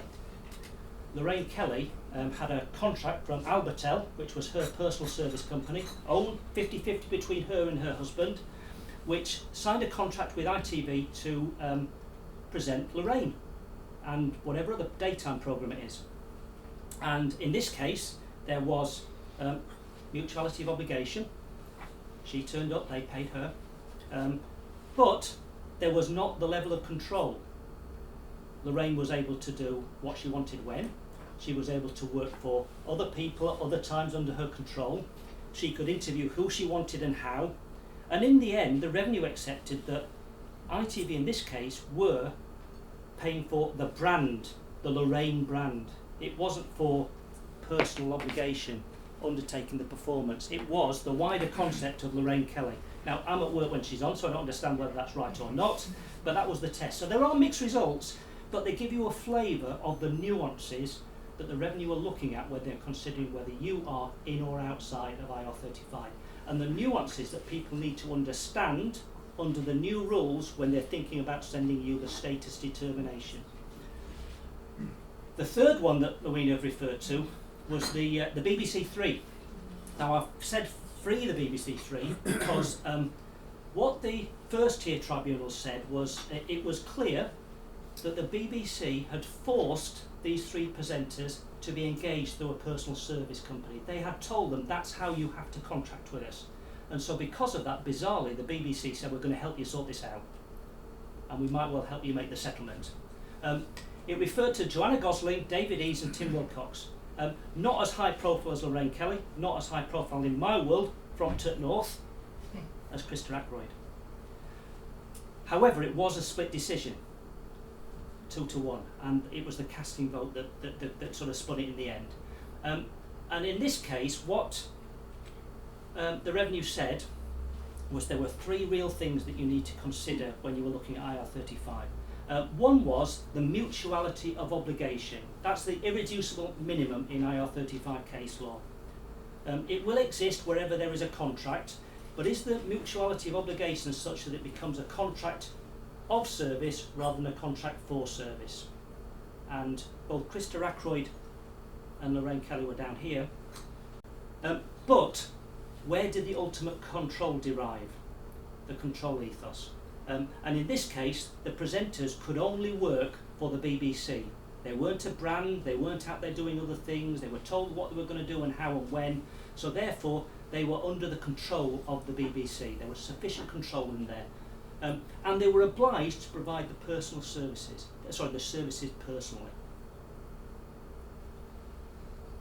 And I would imagine, going back to what Lewina said, that if there was a substitution clause in their contracts, the revenue would have said, that's a sham, because it's the personal that we want to turn up and do the presenting. So you're getting a flavour of the sort of tests that are out there that somebody in another place is going to have to think about when they think of you, and how the revenue view it, and how the results are mixed and depend upon the nuances of how you describe it. Because in my world, actually, Krista Ackroyd is also a brand and has a presence. But how it was described in the tribunal resulted in the fact that she lost. Yes? I'm just interested because this one about providing your services personally. Yeah. Because generally in the pharmaceutical industry, you cannot, it's very difficult to provide a substitute because you've got to go through all the security and everything required. So if you even have people that could do the service, if you were going off for a week or whatever, there's no way they could security cleared within a week. No, absolutely right, and I think Lewina sort of made that point in that, it's pointless putting a substitution clause in there just to have one in there if practically the client wouldn't want that substitute to turn up. It then goes to the other tests. So, do you have control over what you do? Is it a particular project? Or is it just that you need to get to the outcome of the project, or are you told that you need to be there from 9 to 5? All those sort of tests within it, Lewina, isn't it? I'm actually in sorry, you all have to turn. Twist your necks. Lorraine Kelly couldn't send a substitute. Yeah, it was not fatal to her outside IR35 status. Clearly, she was the talent. It was the Lorraine Kelly show. She couldn't send anybody else, but she was still found to be outside of IR35 because of all of the other factors, in particular that she had significant control over the content of the programme.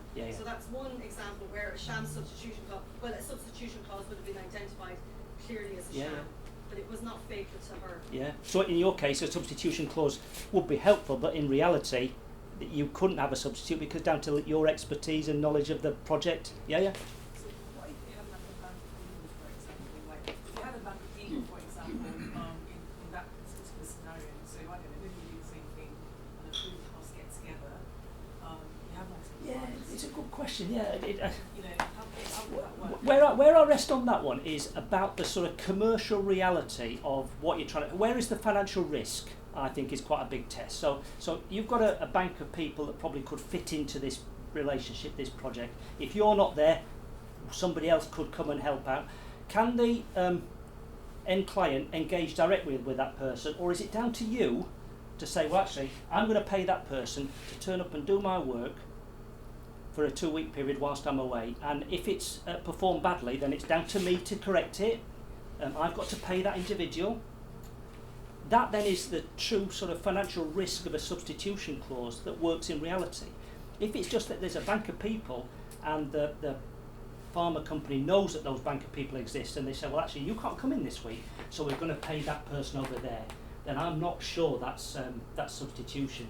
I think that's just a bank of what almost could be employees. You also have to train them as well, so that's more financial.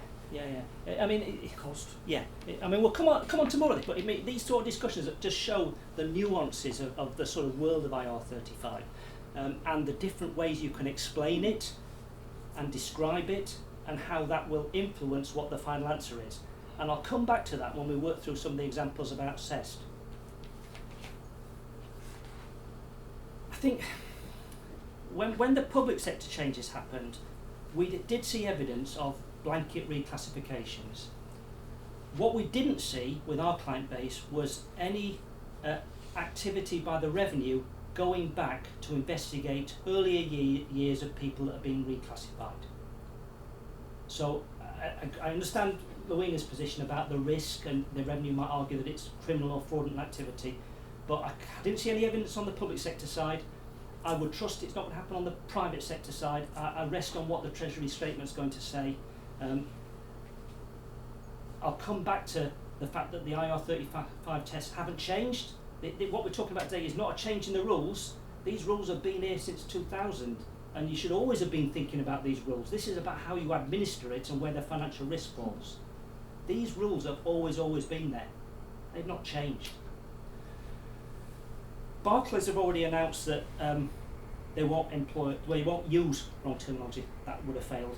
Barclays would have used contractors from 6th of April 2020. Lloyds have done the same. They quite clearly don't want to go through the rigmarole and hassle of having to review all of the relationships. That's what they're saying, there's going to be a line in the sand. There might well be more of those. RBS have done it. RBS have done it, exactly, yeah, a lot of the financial services people. Yeah. So you said what, they weren't employed then? What did they say? They won't use contractors from 6th of April 2020. They will put people on the books. Which is just their statement, their place, and it did happen in NHS world for quite a while as well. They will still use PAYE agency. They will, yes, because that's using pay-as-you-earn, and then agreed, totally. Thanks. So RBS have sent everyone to an intermediary company and set them up about 2 years ago. Right. Okay. Yeah, that's helpful. Yeah.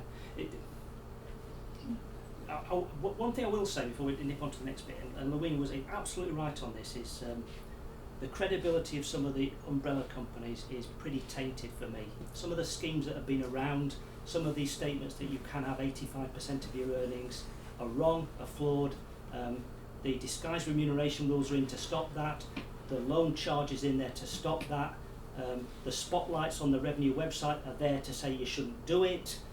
I think if you're going down that route, you're absolutely flawed in your thought process. You just need to get back to basics and say, am I inside or outside IR35? And if I'm inside IR35, can I change the nature of my relationships such that I fall outside? That's the way it works for me. Right, sorry, I did that. The tests, they have been in place since 2000. And so all of the things we're talking about have always been there. You've always been under pressure to review the nature of your relationship. If you are an individual contracting with an entity, then you've always had to say, am I in or outside IR35, but the risk has been with the contractor, with the company. All that we're saying now is that how are these rules applied to personal service companies, because the 1 in 10, the revenue think, are personal service companies that are just either ignoring the rules or actually framing the rules in a way that they think, well, I'm just going to take my money out by way of dividend, I'm going to pay myself a small salary so I'll meet my NI requirements, and I hope I'm not going to get caught. That's what this is all about. It's about getting to those personal service companies who cannot substantiate the tests under IR35. That's what they're after. So going through the Lorraine Kelly case, the Krista Ackroyd case, some of the slides that Lewina had, this is what we're looking at on a daily basis on our client base. Control. Is the worker free to work as they wish? Are they required to work from a certain location or at certain times of the day at the request of the client? Or do they have absolute control over what they do and how they do it and when? Financial risk, that goes to the crux of everything to do with IR35. Are you trading in your own world with a view to profit? Is there a risk that you could make nothing? If you're sick, you get paid nothing. If you go on holiday, you get paid nothing. If your work is rubbish and you do not deliver it, you either have to rectify it at your own cost or you make nothing. There is a risk that you will not make money. That is the crux of everything to do with IR35 and a personal service company. Lewina made the point about PCs, laptops. I think when this was initially framed, it was about people that had a van and a ladder and all the other kit that goes with it. I think the world's pretty on with that. Substitution talked quite a lot about that, and the fact that it can't just be a sham substitution clause, there needs to be a financial risk in there. Provision of equipment, right of dismissal, there's no notice period other than you would have in a normal supply contract. So I've got a pile-on in my contract that says, you know, I've got 3 months notice, I'll get paid for it. No, it's just a normal supply contract that says that either party can terminate it within a month's notice. Anything else around that suggests that it's an employment contract by any other name. And then the bottom line is if you get holiday pay, sick pay, pension contributions, training courses, everything like that, the Christmas party, you're an employee. These are all the things you need to think about when you're looking at whether you're inside, outside IR35. Bottom line is, what's the financial risk? Who can make money out of this contract? If you deliver your services quicker, faster, cheaper, then do you make more money on it? If you do, then I think you probably meet the test. The issue here is that actually somebody else is now going to consider that. And it might be somebody that doesn't know the nuances of everything we've talked about. And they're going to give you a statement that says this is what we think. That statement's going to go all the way down the chain and to you directly, and it's going to say you're inside or outside IR35. You can challenge that statement within the time limits that's shown, but ultimately, and I think it's a bit bizarre, there's no sort of formal independent review process or appeal place, you'll have to rest on that decision. So if they put it wrong, what can you do? Well, that's great. I mean, I think it was on Lewina's slide, probably on mine. You can appeal against it within the and get a response within 45 days. If you can persuade them, then they will change it, but it's unlikely given they've taken that decision to start with. And if ultimately you can't get them to change the decision, there is nowhere else to go at the moment. I've not found it, Lewina, have you? No, you're fine. No, that's absolutely right. And so your choice is either you get a different assignment, or you try to negotiate by CK an increase in rate. But correct. Of course, again, if the client considers absolutely it's an inside IR35 role, it always should have been, their argument will be, we've been paying you all along, you should have been treated as an IR35, we're not going to pay you any extra. Mm-hmm. Yeah, I get that. So yeah, I mean, at the moment, there is nowhere else to go. Yeah. I mean, obviously, copies of the slides are going around afterwards, so some of this you pick up from there. Right, not a question, but just a comment. By looking at what you have described there, it's definitely inside 35. There is very little wiggle room. A lot of at least I can tell from biotech pharma industry. We have autonomy, but at the same time, some of the things, they kind of impose that you have to. Well, some of the things they impose will be to do with confidentiality, health and safety. They're all right. Yeah. I'm thinking more about the fact that my team have to turn up at 9 o'clock and they get an hour for lunch and finish at 5:30. They've got a pass. All those sort of things that show they're a staff member. Really, you should have a pass that says you're something different. You're a visitor, those sort of things would all help us get, but those sort of ideas. I mean, I'm a very positive person, and I always see the glass is half full. That's how I would view it. This is from Revenue website. It's written in the glass half empty world. So it depends how you describe it, and how you work through it. That's the difference. Sorry, go on. Sorry, now back to, you mentioned the temporary pass. If you're in the pharmaceutical sector, fine. If practically you can't, because that's not what they do, then it can't be used as a stick to beat you with to change your status. Fine. Sorry, we'll come back, one at the back. The one that both you and Lewina mentioned was about eating in the canteen. I can't imagine.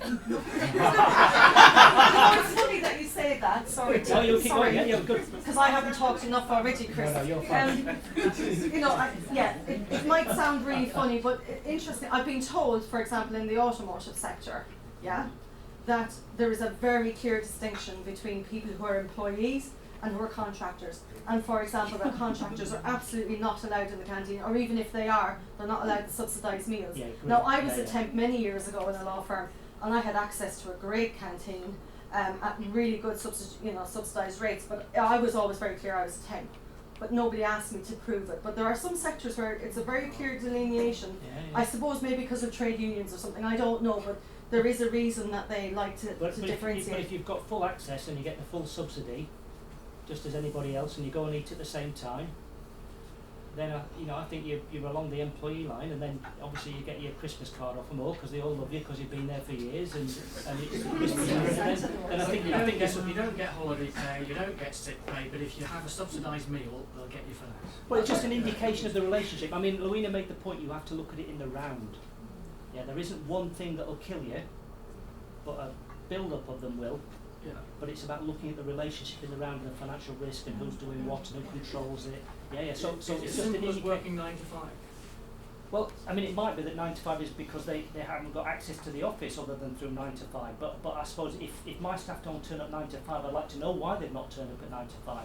But if you turn up at 10, but you still get your project done by 4 o'clock, I'm all right because I'm not controlling you. I suppose my situation would be similar to a lot of people in the room. I provide services to a pharmaceutical company. I'm required to do it according to their SOPs. But they can't tell me what days to work. Or absolutely. Absolutely fine. Yeah. They're contracted with you for you to deliver that project or that piece of work. At the end of the day, they're happy that you do it at the end. I've actually get my employees to fill in a timesheet which says what quarter of an hour they've worked. And if they've not worked enough quarter of an hours in a day, I'd like to know why. And if they're not there at 9, where you been? You're a tough optimist. I'm not really like that. But this is actually about deliverables. Yeah. You know, if for all intents and purposes you were at the client and you look, you behave, everything about you suggests you're an employee. HMRC's view is you are an employee for tax purposes, not for all of the employment rights purposes, and we do need to distinguish that. You look like an employee to them. But if you have deliverables, if you have a specific project and your payment is dependent on meeting those deliverables at agreed times, etc., that's very different to their employees. The REC pays me as an employee. I don't expect to be paid in 6 weeks' time if I complete the model contracts, for example. But you have to review that as it goes along, because you're delivering the project at the moment. You get to the end of the project and he's great. We'll just let him hang around a bit and finish off that little bit there or that bit over there, and then we'll maybe starting on that project. And all of a sudden the nature of what you're doing has changed and you're moving more towards IR35, given that originally you were on a set project and a deliverable. Sorry. So what happens if you have multiple projects? Because again, let's swap with one engager or with numerous? One engager. If it's multiple project, I'm probably all right. I'm probably all right with that. I'm all right with that. It's about the deliverables of again. But they're clearly demarcated. So again, it's about them not just rolling into each other on the same contract, on the same terms. But if you had multiple projects and they had very different deliverables and perhaps different charge rates, etc., and different contracts, identifying start and end dates, that's a much better position. And there have been cases, where there have been people who've been quite a long time in a client, but their assignments were very, very clearly delineated. The length of time with the client wasn't the problem. The issue was making sure the projects were delineated. That was the distinction. Sorry, I'm coming back. That gentleman there's been waiting a while. Sorry. I think a lot of this here goes back to the first point we made. One is now blanket assessment. Obviously, if they're in that frame of mind, they're not going to engage. And secondly is, when I said before, hiring managers or the agencies or the people didn't want to engage with you, because a lot of these things could be, made very clear in your contracts. For example, I worked in my own hours, any hours really. The hiring manager was quite comfortable with that. But there was no way that there is anything in my contract which says that, and they wouldn't be keen to entertain. But then there's nothing again in your contract that says the other, which is you must do this. Correct. But it would have been easier to engage with you to say, look, in reality, what you're asking me to do, including the comments you made about different projects as well, just put it on a piece of paper to say you're working on from this time on such and such a project. And these are the deliverables at the time. Right? Working conditions that I can work freely at whatever, to reflect what I'm actually doing. But the fact that they're not engaging with you has made it more difficult for myself. I'm hoping this IR35 and the discussions they're having will open their eyes and make it more engageable, such that certain things. Well, they've got to give you a change. determination. That's the thing now. Absolutely, yeah. And so I am quite alarmed when I hear about clients who are not engaging. It might be because they've determined that they're small and therefore exempt, in which case just tell you and tell the agency and you can all go away happy. Yeah. But if it's because they're not aware of it or because they actually genuinely just think it's not going to happen, that's not the case. Yeah, it's not they're the case. under delusion. What I would just say is, in terms of all these multiple projects, etc., if that's the way that you would expect to go, then you may need to think about how you're going to be paid, and therefore how the client charges, or sorry, the agency charges for you, because it's going to be quite difficult, I think, to say that I am working on a project with fixed deliverables and that these are the deliverable dates, but I still expect to be paid on a daily basis, and I don't take on any financial risk. There's quite a mind shift there. Might be different rates, different projects, different. We have had people who do that, get paid different rates for different projects, and different. If I said that when they actually get paid, it can be some 14 days, some 7 days. What about getting paid as a lump sum for the project once the project's completed? That'd be right. Yeah. That's a much better way of demonstrating your genuine. Because what you're saying is, sorry, No, I have taken. I love the sound of my own voice. I've taken the financial risk. So I have foregone payment for X period of time to deliver this project for you. I've now delivered, you've accepted it, you're happy with the result, and therefore you're going to pay me. Yeah. Whereas if they weren't happy with the result, you would have to go back and fix it, or you're just not going to get paid. And that is a really good example of I am genuinely self-employed, I am taking financial risk, because that's what it's about. Yeah. So you could have a retainer with a success fee if you deliver. To manage your risk. I'll come back to you in a second. What I did forget about, when we act for a lot of professional football pundits, most of those are engaged through public personal service companies, and those are being challenged significantly by the revenue, even though to a large extent they're engaged because they've got an opinion and they say it as they see it, and that's a foul, that's not a foul, that's offside.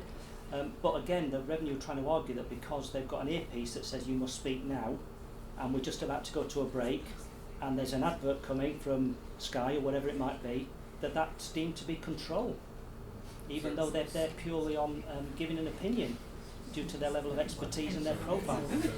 It's really interesting. Sorry, you had a question?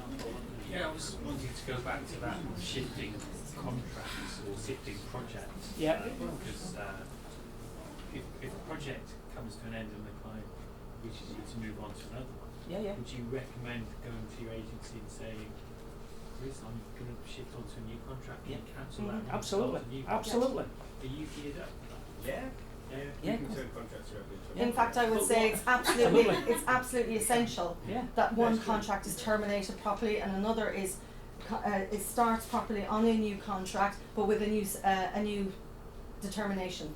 The nature of IT projects, particularly in the pharmaceutical world at the moment, projects don't necessarily ever end or might ramp down and then jump up again. And I'll give you an example. Yesterday lunchtime I had a conversation saying that project's going to ramp down, but by 4 o'clock in the night that project rockets up. And so I'll be working till midnight to deliver this. I mean, you have to recognise the practicalities, and the commercial reality. So you couldn't have phoned John up at 4 o'clock and said, "Need a new contract. This one's ramping down," because by 5 o'clock you're saying, "Well, we're all right because we're still on the old one." So there's a balance. But you're right. If you're moving from one project to another, it would be nice to terminate that one contract and start a new one, because the financial risk then moves to another contract. Right. It's all good stuff. We've talked about CEST. From my perspective, it is a useful tool. I have used it within my business to classify contractors. We have quite a lot of self-employed consultants, so I've used the tool and then I've kept a copy of it, minuted it, documented it as a confirmation of the basis. But largely, the starting point is that I want to have some proof, some contemporaneous evidence, if I'm challenged, that I've taken reasonable care at the time to review that engagement, and I've done it on a regular basis. Reasonable care is really a protection against penalties in relation to additional tax liabilities, and those are significantly mitigated if you have taken reasonable care. If you have just been careless and negligent, so fancy they're self-employed, it's a personal service company, it's all right. I think you're at risk then of penalties because you haven't acted with reasonable care. So for me, the starting point of getting that reasonable care is to use CEST as a basis of looking at that classification and the nature of the engagement. it does aid with the creation of the status determinations. It's not perfect, I agree totally with what Lewina says, but it's all I've got at the moment, and I'm not 100% convinced about the credibility of other people that are out there saying I'm experts in doing an IR35 determination. As I say, they've come out of the woodwork, they're all flavour of the month, but have they got the skill set? What I thought I'd show you is, again, it's one of these sort of Lewina slides where it's fantastic. You can't break this, by the way. This is the revenue cess tool online. You can go online and play with it, and you won't kill it, you won't send the revenue into meltdown and all that sort of stuff, so you can play around with it. And apparently they don't keep an identifier, so you can go in as many times as you like, play around with it, they won't trace it back to you. Yeah, they won't trace it back to you. Which I have done. It's a bit like one of those, if you ever bought Who Wants to Be a Millionaire interactive DVD, it's a bit like one of those. So actually you sort of go off on different trails depending upon how you answer the questions. So, I answered them as I expected the revenue to have answered them, and within about 2 minutes I've got a, you're all right. But I've only answered about 5 questions, so how they've got to that outcome, I don't know. So, what Lewina said is, which of these describes you best? Are you the worker, the end client, or the agency? It's a tick, and on you go to the next level. How do you provide your services to the end client? As a limited company? Personal service company, tick the box, continue. Has your business arranged for someone else, a substitute, to do the work instead of you during this engagement? And effectively it gives some clarification on that, but I put no, it has not happened. Just see what happens. You can play around with it, but it goes to the substitution clause.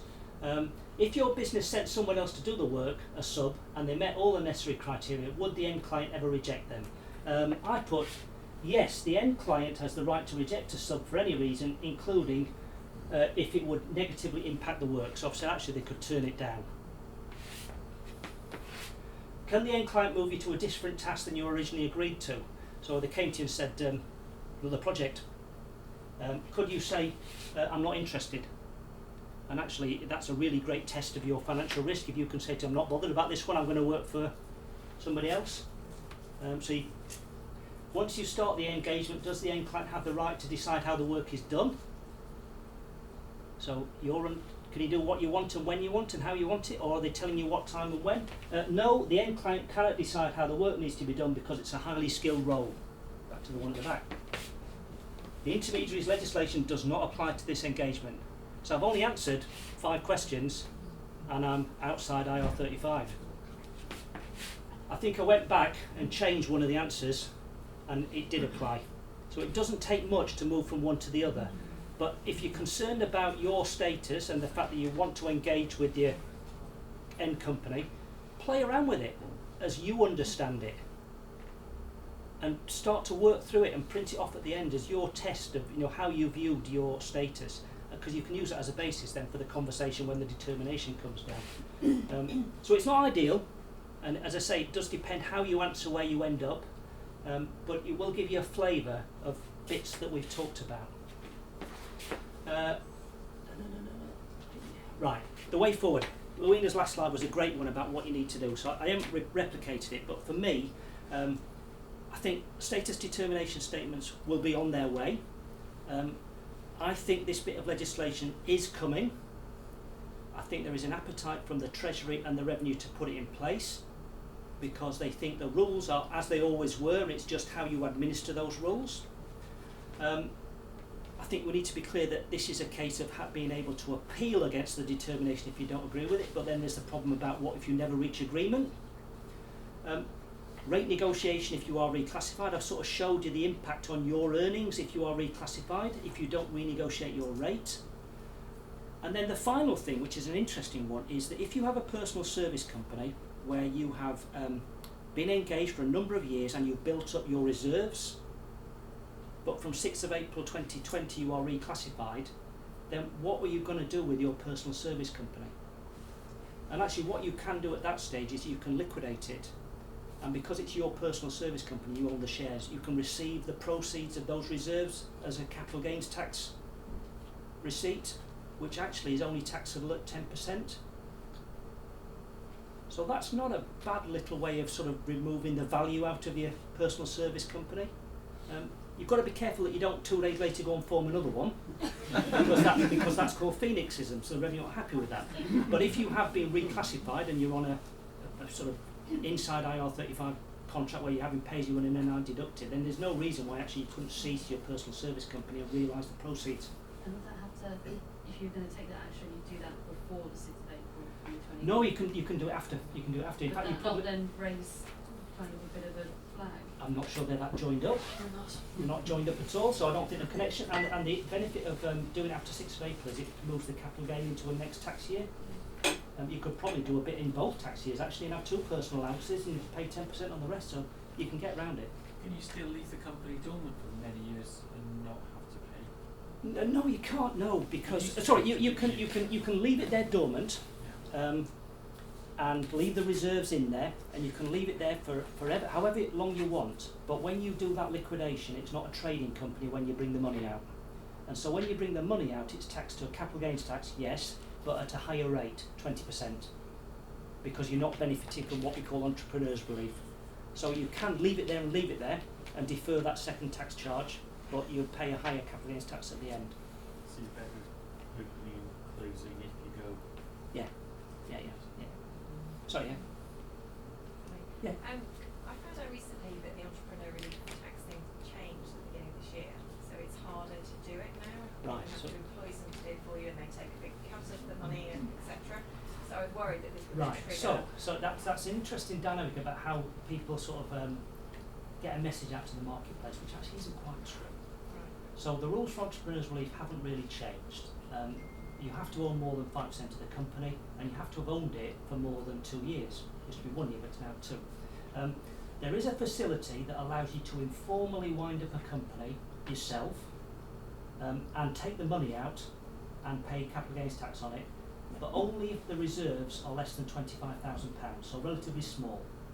If you've used it as a warehouse for all your profits and built up the pot, then you need to engage an insolvency practitioner to do it. Because that's the only way that the revenue will then accept that what you've taken out is a capital sum. If you look, if you Google it, simple as that, there are insolvency practitioners out there that will do it for fixed fees, and the fixed fee might be something as low as £700.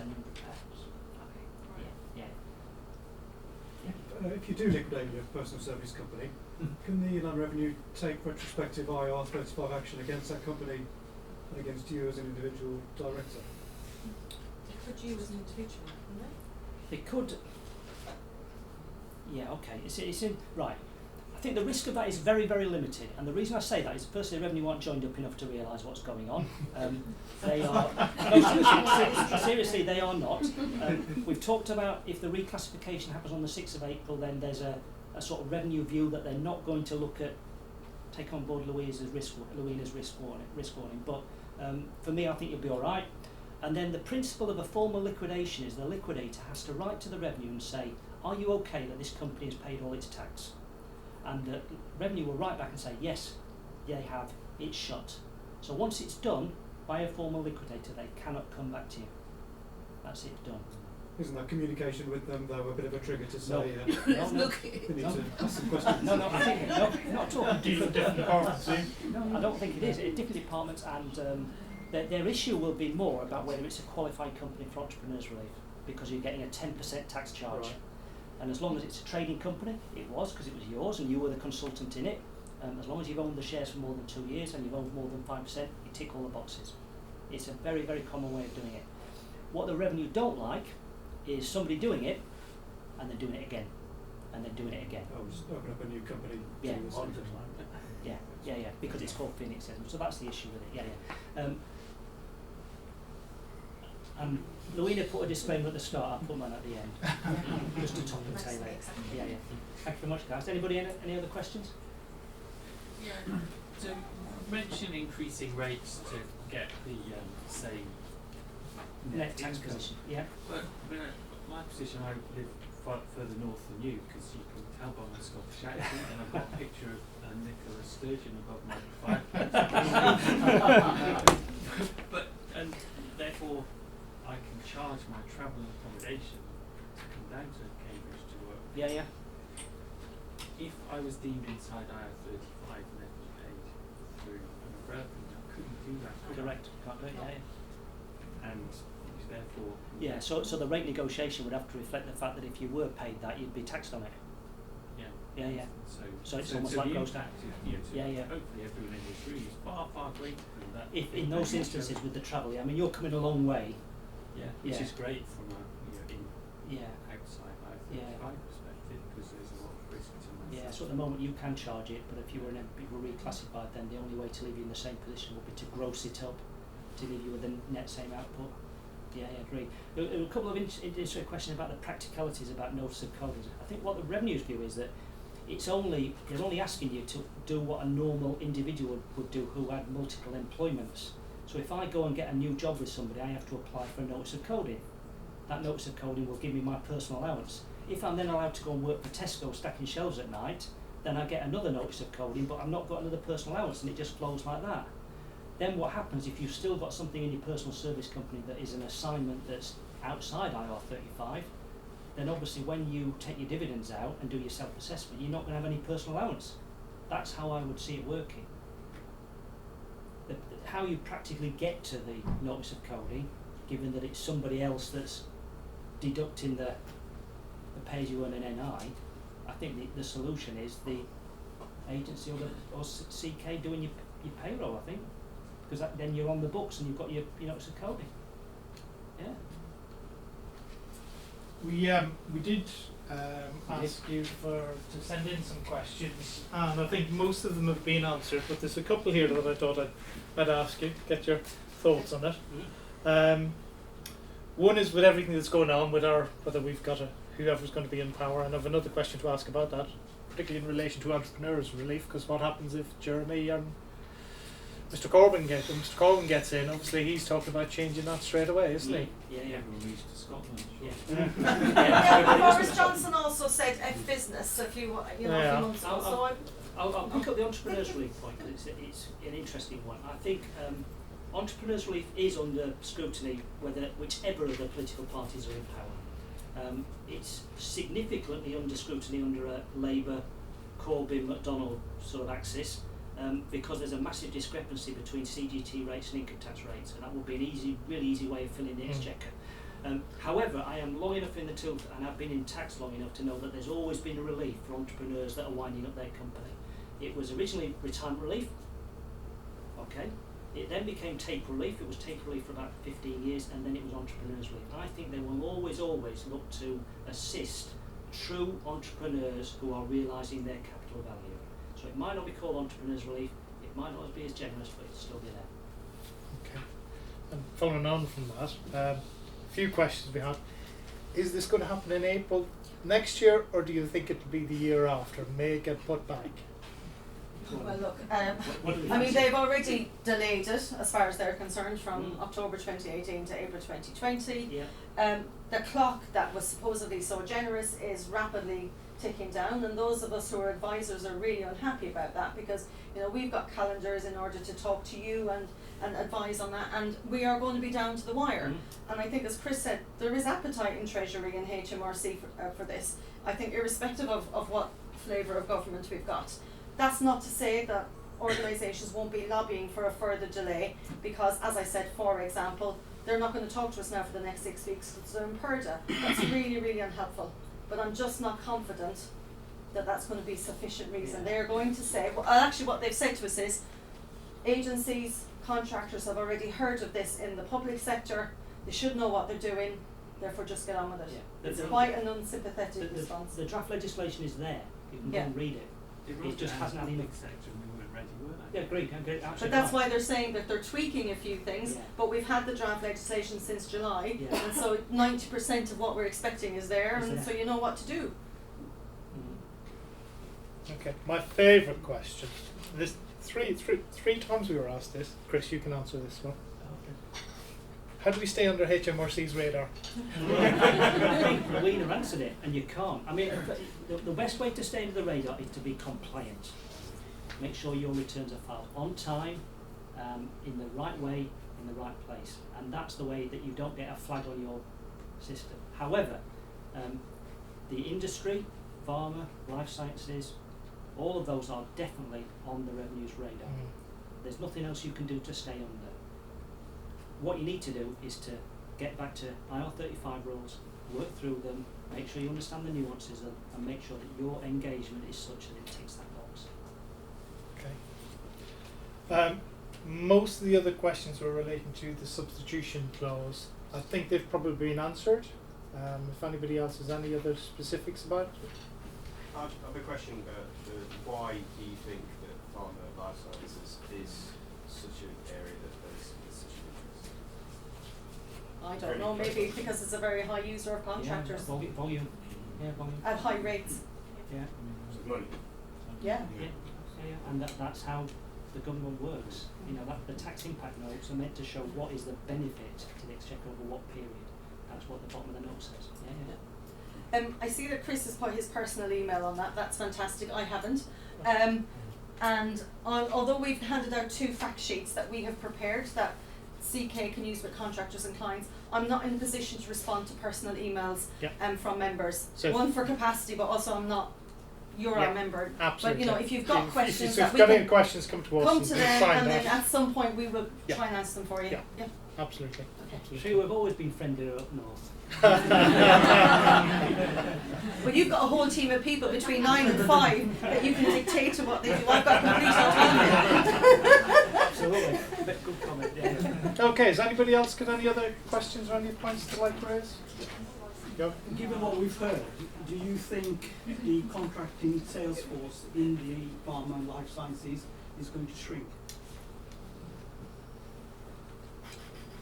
I'm going to say no, because I think there are probably enough boxes on there that you can tick to still be outside IR35.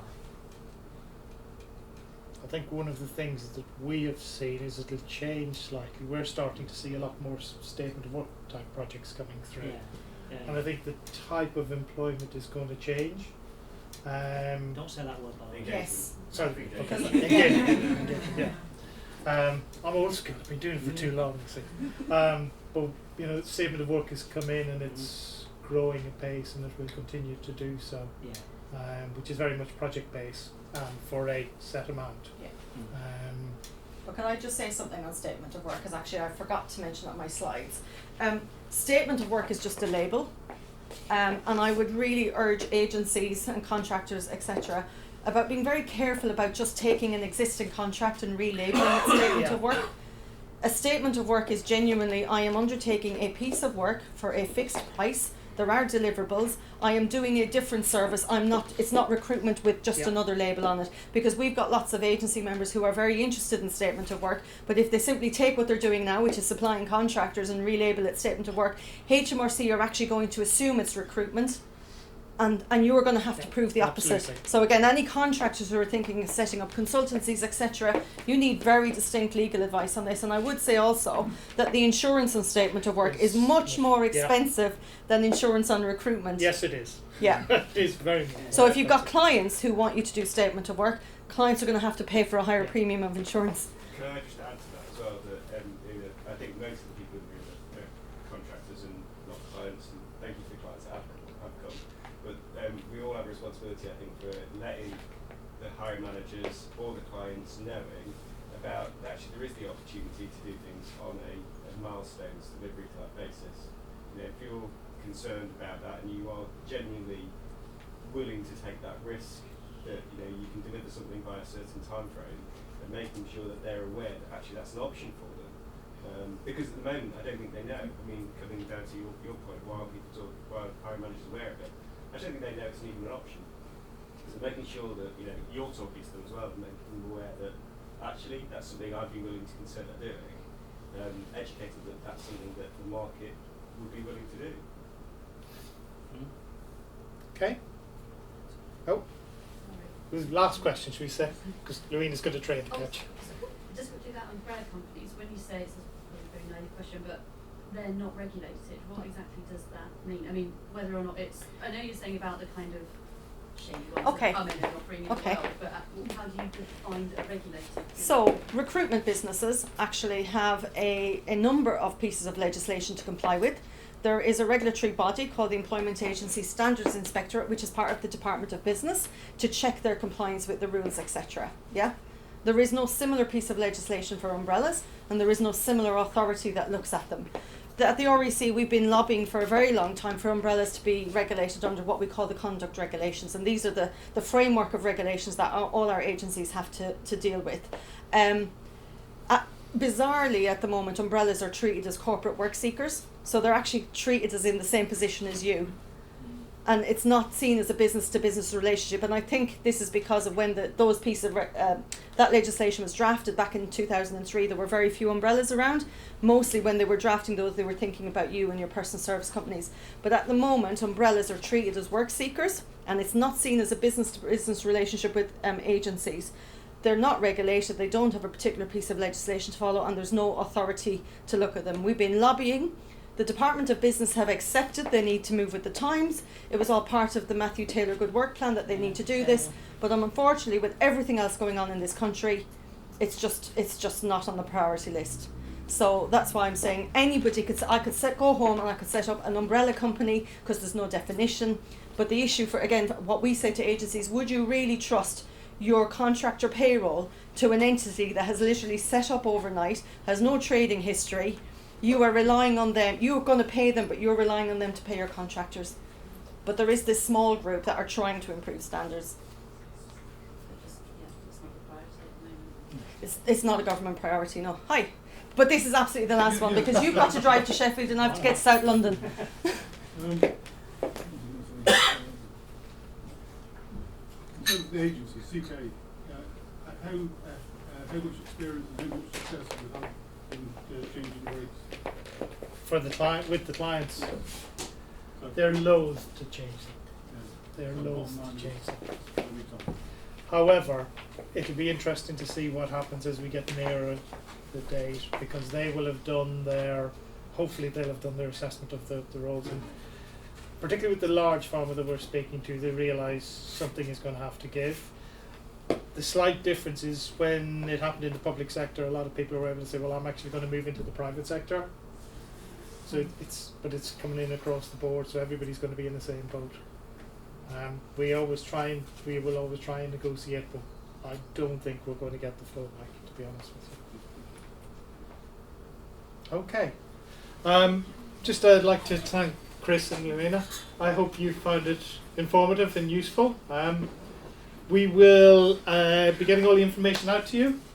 We will be hosting further events on IR35 once the legislation goes through, whenever it goes through. March. We will be sending information out continuously between now and then. We're going to be speaking to your clients. We have been speaking to clients all the time, but we're going to continue pushing with our clients to make them aware. I mean, one of the things is, as you're aware, the hiring managers don't know anything about it.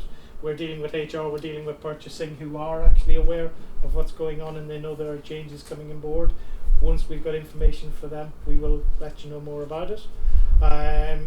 We obviously offer a payroll. We've always operated a PAYE payroll services as well, so we'll get information out to you on that. We are, in fact, looking at how we can improve that with additional benefits, which may make up for losing revenue if people want to, or salary if people want to move over to that side of things as well. And I think that's going to be finalised early New Year, isn't it, John? Yeah.